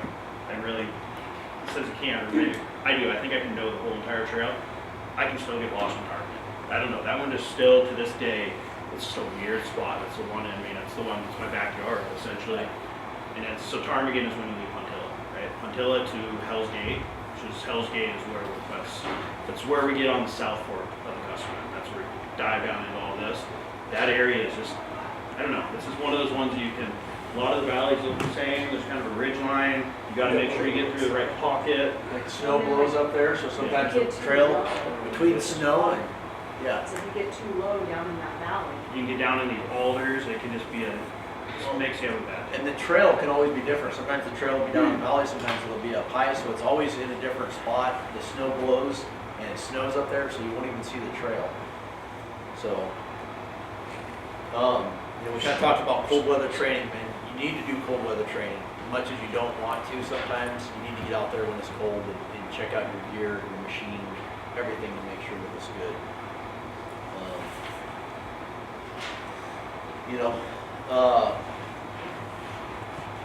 Be thinking about caffeine or tobacco withdrawal. I mean, when you're out there racing, I mean, it's something that I think a lot of people don't really think about. I mean, me personally, I'm definitely addicted to caffeine. So I basically start weaning myself this time of year after Christmas. I essentially wean myself off of caffeine 100%, and I don't drink any caffeine up until the race, just because it's, you know, like I said, I will have caffeine withdrawal for sure. So. Same with like if you're nicotine, same thing. You know, you're not really going to be able to get out there. Again, you have to stop to be able to have that stuff. So I don't know if my doctor gave me my keep me. I started taking ibuprofen about 3 days before to get it in my system, and I was voluntary. It makes a bigger effect, mainly for swelling, right? Your knuckles. I don't get blisters, but my knuckles, your joints, they start swelling. I don't know if that's a bad thing, but I do. It works. Yeah, I typically will I'll wake up in my breath and I'll just be numb. Yeah. And that's what he's talking about, that's swelling. And that's swelling. You know, another thing that we see a lot with guys out training is they're out there training with essentially not the same stuff that they're going to be running in the race, whether it's auxiliary tanks, sleeping bags, all the different tools that you're going to be carrying, if you're going to be carrying extra spare parts and everything. People will be out there training. They'll ride all year, and then they load up their sled for final iron dog packing, and their sled's 50 pounds heavier or more. And you start putting fuel on it, and they don't have any clue what the sled's going to ride like. And it's a huge mistake. You want to basically set up your practice sled or what you're riding. You want to set it up to where it's going to be exactly like it's going to be like during the race. You know, I mean, I'm guilty of it myself. I mean, there's been multiple times when I've taken off the first day and just said, what is going on? This sled rides like absolute crap. So you want to make sure that you're training with the weight that you're doing, your suspension calibration, stuff like that is, you know, again, I think that's probably one of the biggest mistakes. We see it all the time. Every year someone's going to go out there and their sleds are just going to be way too soft. And so you're going to want to train with weight on your sled, exactly like it's going to be during the race. Or at least close anyways.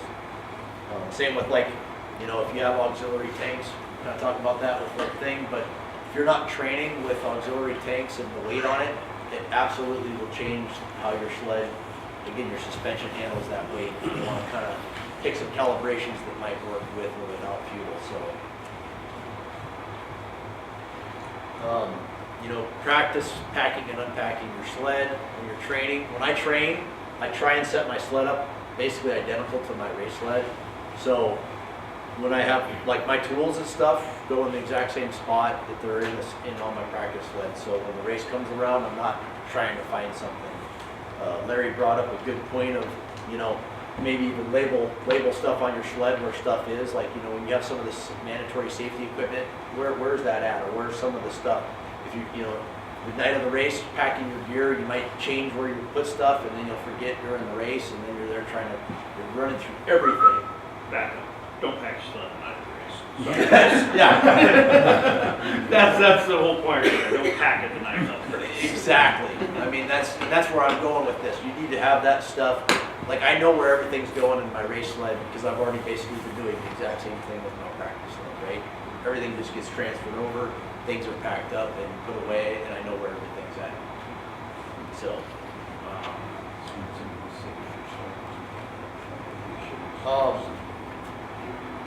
you know, a couple things. Well, you know, again, be prepared for any emergency. I mean, essentially anything and everything can happen out there when you're training and during the race. So, you know, essentially at the end of the day, you know, we're responsible for our own safety, and we're going to have to potentially self-rescue. So again, you want to carry this stuff with you that you might need. You know, we do this race in pairs for safety so that you have a teammate. Sometimes though, I can tell you that, you know, like when we're training like on the South Fork, one of the guys went in the river last year, went into a thing, and if two people, essentially at the end of the day, two guys, strong guys would not be able to get that sled out by themselves. You're on glare ice, you're on, you know, it would have been really, really tough. So, you know, maybe training, having an extra person, you know, you start getting too many people, it starts getting kind of crowded, more problems, all that stuff. But something to think about.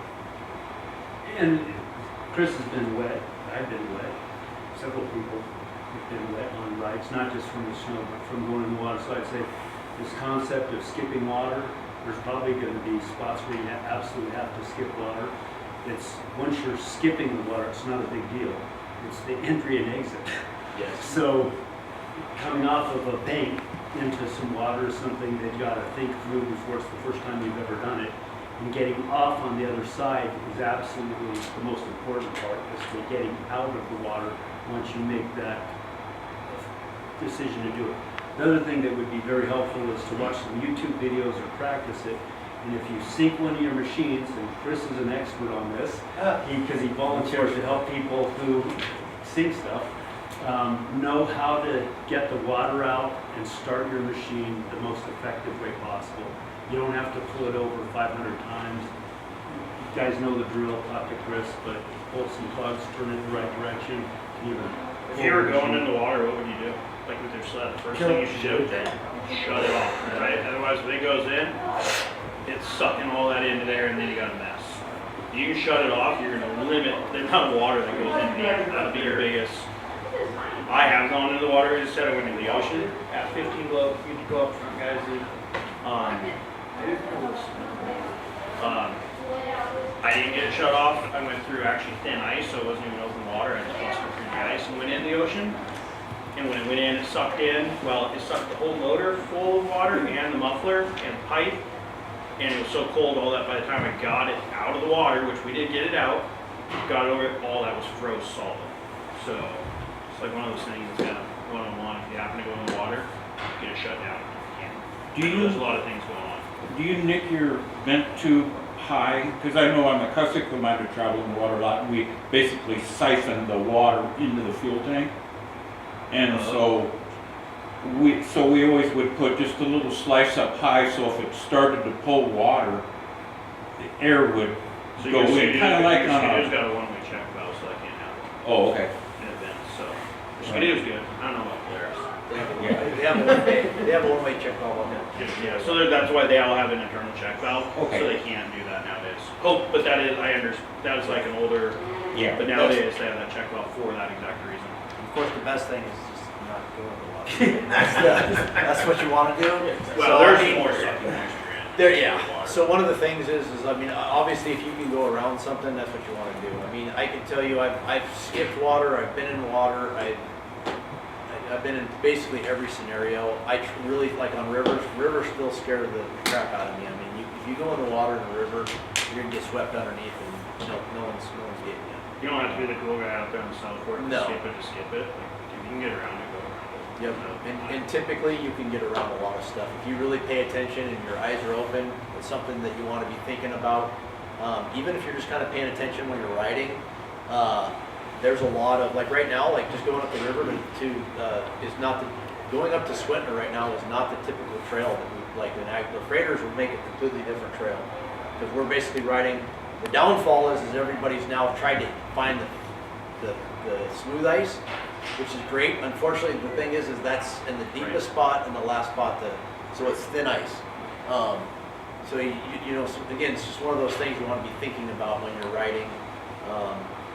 Kind of paying attention, because a lot of times if you have to backtrack to like skip water, you can say, hey, I remember we could get a cross pack there, or you know. You can get around a lot of the water. To me, actually, one of the more likely scenarios that you could end up getting a sled in water would be maybe not the spot you think, it'd be over Poor Man. Yes. You're gonna go, when you go through there, it depends on the year. There's some years these things fill in perfectly flat, and they're just little creeks that are, I don't know, they're as wide as this, right? And there's water down in the bottom. Last year, there was a really bad one. I got a lot of people, because you kind of got to go down a bank, and then there's a bank on the other side like this, that there's no room to really skip it. You kind of go down and up. Those are, sometimes you stop, look at the surrounding.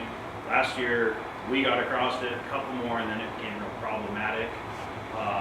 But that area, Ophir to Poor Man to Ophir, there's a lot of big creek crossings. There's trenches, and they have water at the bottom of them. It's nothing that's going to hurt you, but you might be in waist deep water potentially if you got down in there, slid in or something. There's been some, there's been some stories. I've been fortunate in those areas, but it's tough because you can't just skip across it, because it's like what Tyler's talking about. It's steep enter and steep exit, so there's no speed is not going to work there. Are we going through? We're going through South Fork of Cusco daytime after leaving Puntillo as an expedition Stay class. up until you should, yeah. Daytime. Get up early in the morning, make sure there's not a whole lot, yeah. Okay. Are you guys running lead dogs at all? The headlight, top and helmet, Yes, certain guys do for sure, yeah. They're definitely, so you can route select. yeah. That's what I'm saying, to try to find those trail markers and stuff. You use them for sure. Well, anything else on training or questions on training? Some of this kind of training, but it would go into checkpoints. This kind of goes into both of them, something I want. People that haven't been out there, so as you get where this start, so it should start as you leave Ophir, 30 miles out of Ophir, there's a safety cabin. You're gonna go another you're gonna go another 40-ish miles, you're gonna get another safety cabin, which is 30 miles out of Poor Man. When you leave Poor Man to Ruby, it's a mining road, there's not gonna be cabins, but this kind of stays, you get to the Yukon, you won't, but when you leave Caltag, pretty much the rest of the ways up, about 30 miles out of every village, there's always a safety cabin. So something to always keep in mind if you're in a real bad scenario, that's when you leave Caltag, it's 22 miles, I think, to Tripod Flats, that there's a safety cabin. There's another safety cabin that is 30 miles out of Uniclete as you're going to there. That's an old woman, they call it. There's a safety cabin. The other side of Uniclete, there's these safety cabins you can do if you happen to be up there training. That's something to always keep in mind, or even in the race, all this. Maybe something that you brought up a good point, maybe Iron Dog. I remember when I first started, a lot of the safety cabins, we got GPS points for a bunch of the safety cabins. And those maybe something pretty we think much about trying to hit that again. I mean, I can tell you a safety cabin that, I mean, I'm not gonna say it totally saved my life, but it definitely was probably pretty close. When I went in the water outside of Nome, and we were very fortunate that we were close to a safety cabin. And you know, we essentially didn't need it but we got into it and we started a fire and made sure that that was going before we started doing anything else to make sure that we were safe and we could get some heat and get out of the weather. And then we focused on, you know, fixing the sled. They're just good to know, right? Yes. If you ever out in a pickle out there, that's a training anytime if you're out there doing this stuff. Yeah, Tommy Johnson's cabin. I remember that one specifically. As he said a little bit about getting sled running, I mean that's. Yeah, I mean, I guess we can kind of talk about that a little bit. You know, again, that same scenario that I was talking about. It was 2006, super warm year that year. We had a massive storm surge. We skipped water. It was unreal. I mean, we went across Goggle, was basically completely open water. We did it at nighttime. We had no idea. We just started going out there, and it was kind of like you could see the ice underneath froze. You could see that the water was on top of the ice, and then all of a sudden it would just go black where there was nothing. So we thought we were safe we went out there far enough where we thought we were safe, and then next thing you know, it was just all black, and it was just complete open water. I don't recommend doing that, but again, we just got ourselves into a position we didn't know. I mean, it got to the point where I'm watching my GPS just to make sure that I'm going straight instead of just doing a freaking loop out on the water. So like I said, it was dark. This does happen up there with these warm weather. We've been running into it more. Something that people don't realize. So if you do see that, probably when you get to the water, so we're on a white, you know, everything's white up there. As soon as there's water, now it's black. Those lights, all the big lights that we have on, and it's at night, all that water, now it's absorbed, right? Everything's lit up, white snowfield. You hit that black water, you don't see anything like you did. So a lot of times, if I'm in the middle of the night, you get out on that water, you want to make sure you can see a white layer on the other side, or you know you're going off into the abyss or something, right? Just something to keep, you know, get to the edge. If you start seeing where your light just goes away, slow down. Like I said, this isn't meant to freak anybody out.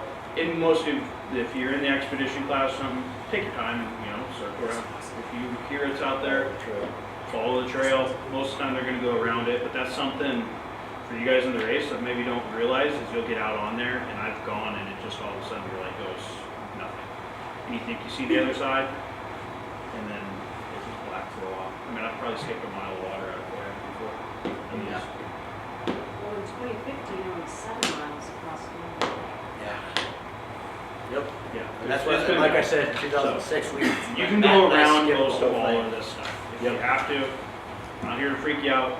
Golden, you can go around. Everybody talks about Golden. There's an overland trail around the whole entire thing. If there's 7 miles of water, go around it. Yeah. You're not skipping it across there. You don't want to know. Are I can you tell you. skipping it? Well, we could talk about. So last year. Is this where I say rookie? Rookie? Come on. These guys, I can tell you, these guys actually like saved us because I jumped to the ambassador class last year out of Nome, and everyone keeps saying like, you know, I was leading everybody. Everyone's like, well, how did Chris run everybody into the water? We had 4 sunk sleds that were literally in the ocean that were sunk in the ocean, and it's just it's weird how conditions can change. So what had happened was that we had this southerly wind that was pushing all the snow up. Like it was. Long story short, we had one of these storm surges that we're talking about. All of Golden Bay was completely underwater. So I mean, all the ice was completely underwater. So there was, you know, anywhere from 6 inches to waist deep water on top of the ice. Well, what happened was is that we actually were in a snowstorm, and all the slush and stuff that was on top of it was floating on top of the ice. Well, it was all, I mean, on top of the water. It was floating on top of the water. Well, it all bunched up on the northern side of the Golden Bay. Well, now it's snowing. Snowing, I mean, dumping snow. I mean, it's snowing really, really hard. Now that snow is just sticking on top of the ice, and it just looks like the terrain just looked like it was just snow, fresh snow. It doesn't look, you don't know, you don't realize. Long story short was, by the time I realized that we were going across it was slush, essentially, went from slush to eventually got to open water. By the time we were hitting the slush, I started trying to like turn around, and then it just became open water. But we didn't have really great auxiliary lights on the sled that I was riding, and had I had my sled, I would have probably seen that it was open, like what Tyler talked about, the black water out there. I didn't see that. I was just basically going on this, you know, like overflow slushy area. Pay and then attention. it was too You know, late. they got into it because they were the first ones out there. Yeah. But most of the time, if you're not the first one out there, don't just get to a checkpoint and people check out. Like Larry said, they're all frazzled, they're tired. First thing I'm doing when I get there, I'm looking at the weather.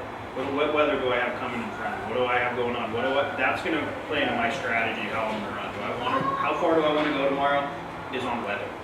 I also, if, say it was in the back, what are the teams doing in front of me? What's the trail like? Is there a trail? Is there not?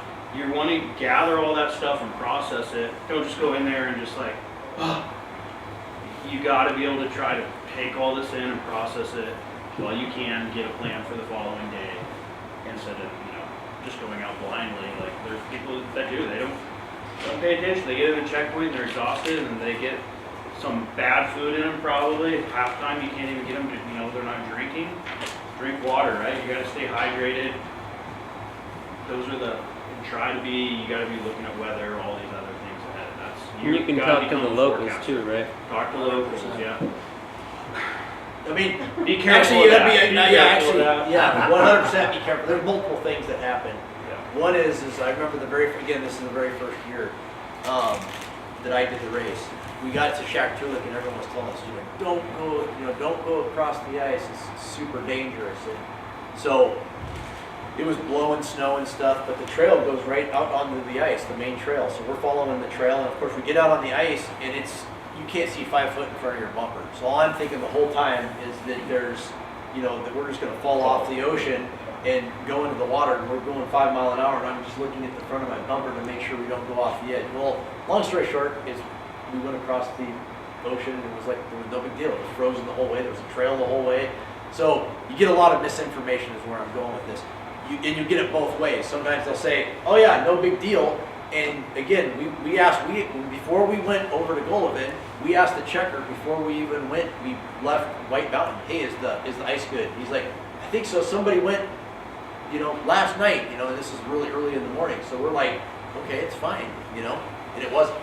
So it can go both ways. Lean on some veteran racers. If you want to, you can come talk to Chris, myself. I'm not going to tell you to go into a bad situation out there, right? I'll be straight for you. I don't want to see anybody get hurt. Yeah. I'm as competitive as any, but when it comes to something like that, if you had a question, come talk to us. I'd give you the straight up answer of what I would do. I mean, whether it's right, wrong, but I would say that lean on some of your fellow people that you see out there are definitely going to lead you in a direction of what we did in this area. So a perfect example was the year, and you can talk about a little bit when he went in the water. So that year, we were allowed to, the cleat would get these weird, about once in 7 year storm where, things kind of pushed out and then it would freeze and it would be as smooth as possible so you could actually run the ice from the cleat to Shaktoolik. We're no longer allowed to do that, I don't believe. I don't think so. Here's the rules. But anyways, so this one year, the ice had just froze up on there and it was smooth as could be. And of course, I think we were in first place. I think Mike and I were first. Chris and Mark McKenna was. No. It was the year, you guys passed us. We passed you out there. You guys passed us because you guys went that way. Totally. And actually that's where Todd and Nick, they ended up making a bunch. They didn't pass us, but they made it fine. Long story short is, we had the option of going out on the ice. I believe we were in first place. I'm not sure. Maybe somebody else. Maybe somebody else was in first place. We had talked about maybe we should go there. It could shave a half hour of time by doing that. I mean, it's just wide open, save some time. And just so happens that year we had Evan Booth, who had been in the ocean multiple times before, also basically almost lost his life in the ocean. he basically looked right at us, and you know, he was basically kind of like he was flying in the plane with us and kind of being a crew chief for us and giving us some pointers. And he looked at us and said, if you guys go across that ice, that's the dumbest thing in the world. He's like, I have no doubt in your ability to cross the ice. I have no doubt in the ability of your sled to cross the ice. But he said, all it's going to take, he said, that ice just froze up 2 days before. It was super thin. And it was ocean water, super thin ocean water. He said, all it takes is one little issue, a blown belt, anything, and if you break down in that section, you will go in the water. And he says, and you'll die. He says, nobody's coming out there to get you. There is nobody, the ice is too thin. There's going to be nothing to be able to come out there and rescue you in time. You're going to basically die out there. So we made the decision, you know what? You talked us into going overland, so we went overland. These guys did not, and what happened? I went in the ocean. Yeah. I got it out. Yeah. But I made it all the way to the shore, and like I said, we actually went out there. What happens, so that ice moves in and out, it packs up along the shore. When I slow down, I was actually on ice, and I slowed down to go through the pack ice. And as soon as I slowed down, it was so thin. I wasn't thinking it was that thin. I felt it. Sled went through, jumped down on my stomach on the ice, thinking like, oh, disperse the. I went through the ice and was that thin, it went through with me. So, what's that done? It's probably like chest deep. He was right at the shore. I was right at the shore, so I got it out. I stripped down enough, but I stripped down out of my clothes. It was cold, 15 below, I'm blowing like 30. You didn't check, feel like it's gonna blow. It's always blowing there. Got out of my gear and got back in the water. And luckily it was buoyant because the fuel was low, so the sled was sitting there kind of floating.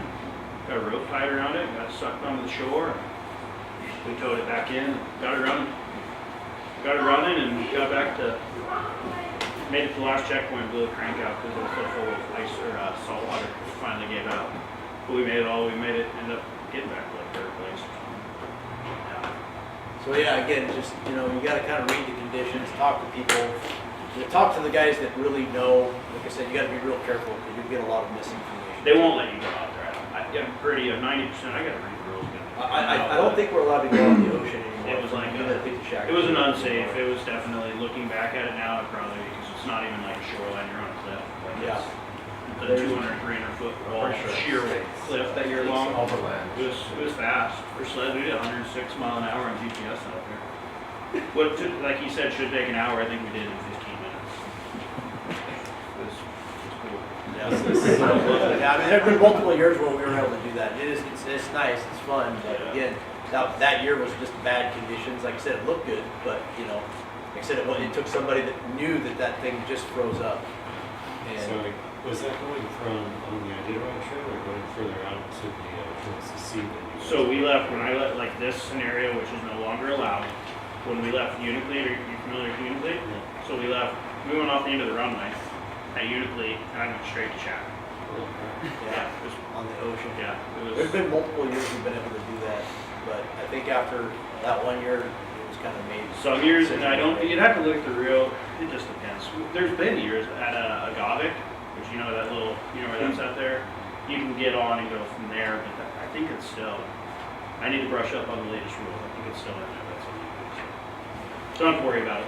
When you guys talk about checkers and trail reports, is there people saying things to you inside those checkpoints? So, yeah, take it with a grain of salt though. Like, you'll have somebody tell you, I don't know how to be honest, like it's a tough deal. People say don't do it, and that's where everybody will go. I guess, I don't know what the right answer is. It's really, like I said, you get a lot of misinformation, so you want to try to just get as much information as you can and try to get it reliable. I say this in the nicest way, if it's some just random guy that's out there in a village that's spouting off, kind of frantically don't do that. You might want to go to like a checker there in one of those, somebody that's maybe in, talk to them. There's going to be a checker, somebody in an iron dog. I would trust what they say. You're going to get a lot of opinions from other people out there and their perception on it. Very You got to be, and you also got to be careful with the checkers too. The same thing with when it comes to rules and what you can and can't do. Those guys, I guarantee you, do not know. You guys in the expedition? You're in expedition? Yeah. you're gonna be in a scenario where there's a trail and you're gonna get good. They kind of mess with us a little bit in the front. They'll tell us, don't do this, you know, do this, don't do that. I'm jaded, or just do what we do. Yeah. I'm gonna do what I'm gonna do. So, Yeah, you gotta my kinda- perception, we've been out there, Chris and I have both been out there, I know it well enough to make my decisions.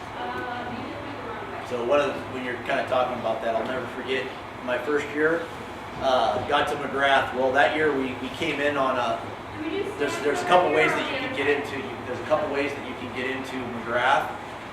You're supposed to stay, like, it's the rules to stay out on the river, but you can come in on the road. Well, the very first year I did it, the trail came in on the road. So we came in on the road, got to McGrath. I asked the checker there, I said, hey, how do we get out of here? How do we get out of McGrath? And the guy just says, just go down to the river and follow the stakes. Well, we didn't come in on the river, we came in on town. Well, guess what? We came in, and we came in on the in stakes. We got out, and we just started heading back to Nikolai. And we went 10 miles down the river, and I'm watching the river, and you're doing this windy thing, so every once in a while you're going the right way, but then you just keep going back the wrong way. Eventually I'm like, something's not right here. But we didn't take that trail all the way in, so we didn't know.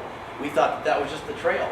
So again, it's something to think about. Key villages that are a little goofy, Nikolai, you're gonna come in and then you're gonna backtrack.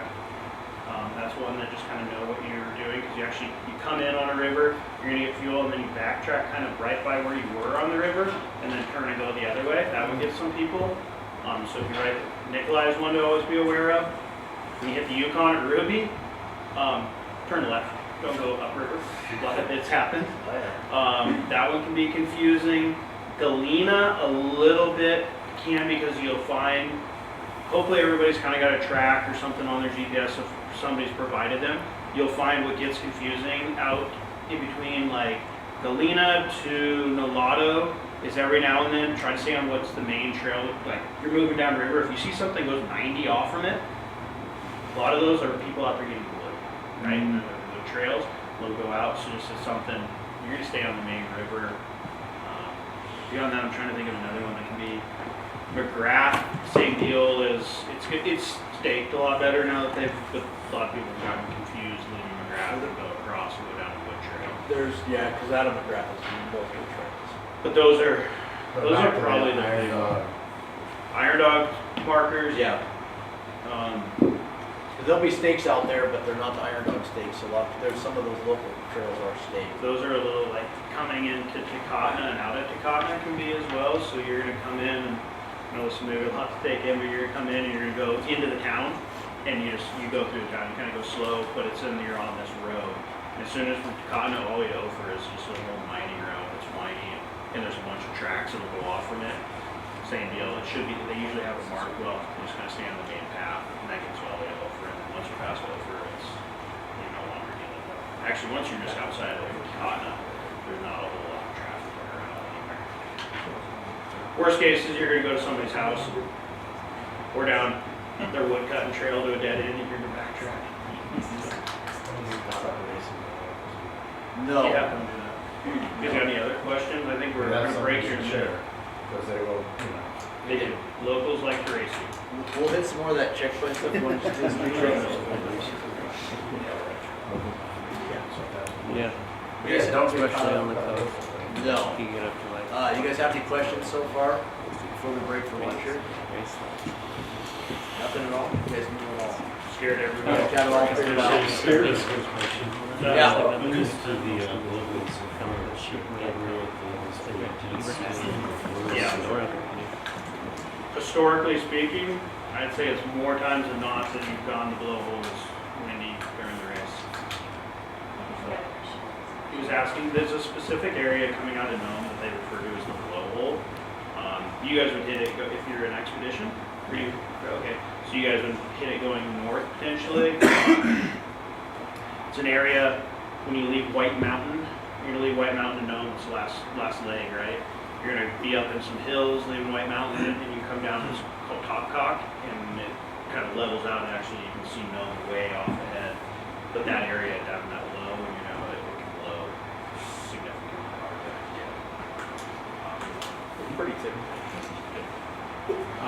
Did you guys cover heated visors or goggles at all? Do you use heated at all? We can, so I mean, some people, you know, I mean, again, it's all personal preference. I mean, some people, you know, back in the day used to use full shield, you know, with heated. I mean, I even tried one for a while, but, you know, it's hard to thaw those things out once they do get froze up, so. Again, if it's something that you use and you like and it works for you, use it. Works great on the inside, but on the outside, on the ice flag. That's what I've heard is you have to have it plugged in, right? And there's a lot of, you're gonna get physically challenged and you're gonna be breathing heavy in some of these sections, no matter what. You know, you're gonna be fighting snow, getting stuck. So that's where they have it work. That's the reason you don't see a lot of the pro guys is the ability to change out a goggle and getting all of that. And as well, something to take into consideration, you're gonna be on a sled a long time in a day. Having a very light helmet helps your neck. Yes.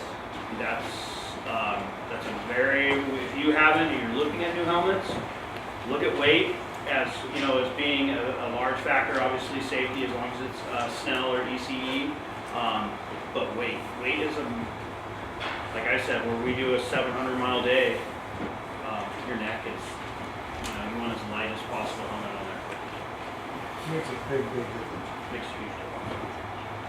All right, one more, and then you guys use certain radios between your teams. Do you have comms at all? Yeah, we do. Yeah, we do. Most of, I highly suggest it. There's different scenarios, you know, different. Chris and I both use rugged radio stuff. It works well. It's definitely one of those things that, you know, in today's world, I mean, it's, you know, we pretty much use them now. It's kind of secondary, and you know, now that we have them, we don't. It's hard to imagine not having. I'm not sitting there talking to my partner. No. Like that. So I don't think they're good enough. You're getting so much wind noise, all these things, and we're not having conversations. It's, you good? Or just good? Sure. Yes, no. Or if I hear him, like in our case, I'm leading. Yeah. If he has a problem, if I hear him mic something in, it's stop, right? We're using it for that or hazards wise. So with those, do you have like the whole helmet set up? It's push inside talk of on the your dock, Yeah, so like on your handlebar? I have a push talk on the handlebars. I'm plugged in here. My radio and everything's set up on my sled. Okay. So It would be the like a motorcycle setup that you would see, like rugged or PCI. PCI actually some really high quality PCI components with rugged radios. It's definitely it's pretty neat. A lot of the new sleds, though, SKUs are a little more susceptible to it, and really all of them. We don't have the greatest grounding system on them, right? So you get a lot of interference and noise just from right because you just got chassis ground, which then they can introduce a lot of noise. That's what we have with SKUs in particular. If anybody has that, they're noisy. So when you set those up in your helmet, did you find you had to do like a lot of the cutting for your mic or anything like that, or is the helmet built for those? It takes the kit. you can take a look. Yeah, you can take a look at mine when time's available. But you know, it took me a little bit to kind of figure out a system that works for me. There's all different systems and clamps and different stuff. I actually just tape mine in and got Velcro and tape on mine. The biggest issue you're gonna have is breathing. Yeah. And you're gonna ice this whole thing. It'll look great, and there's nothing you're gonna be able to do about that. As soon as it's a solid block of ice, you're not getting any sort of transmission through that. So something to think about is like, you know, if you key the mic, you know, using your teammate to maybe have a couple keys, like, you know, 1, 2, or 3 that maybe mean something. Okay. So you keep doing it. Or if you hear a key period, just know it might be stuck or something. Yeah, gotcha. All right. Right, I think lunchtime? Yeah, I think we'll get to the people on that who are watching it live. Okay. Is we'll break now till about 1:45, and we'll come back, get a rest, go to the restroom. Fortunately, we're gonna have lunch here, so you guys can have lunch. But I think just a round of applause for the presenters so far today. I would encourage everyone to ask questions. If there's questions from the folks online, just send them to my email, and I'll get these guys to respond to you in some fashion for questions. Like Larry said, you're standing here with Hall of Famers, the elite of the elite right now. and I don't think there is a stupid question at this point, so. And they're willing to help, they want to see everybody finish, so. Let's have lunch, there's pizza around the back, there's water, etc. So we'll be back at 1:45. You guys are getting some miles already? Sleepy? I think we're going to. Do you have one or two? What? Yeah, and we're doing jumping screws, right? No, that would be hard though, like, you wanna go into the progression. Now I'm like, we got race coats and stuff, and I'm like, I hook up my race coats. Right. Yeah, so I had somebody, And I'm like, I asked him to borrow theirs, and then, I'm not going to give that to miles. Myself, my crash wasn't what it did. But again, jumping screws.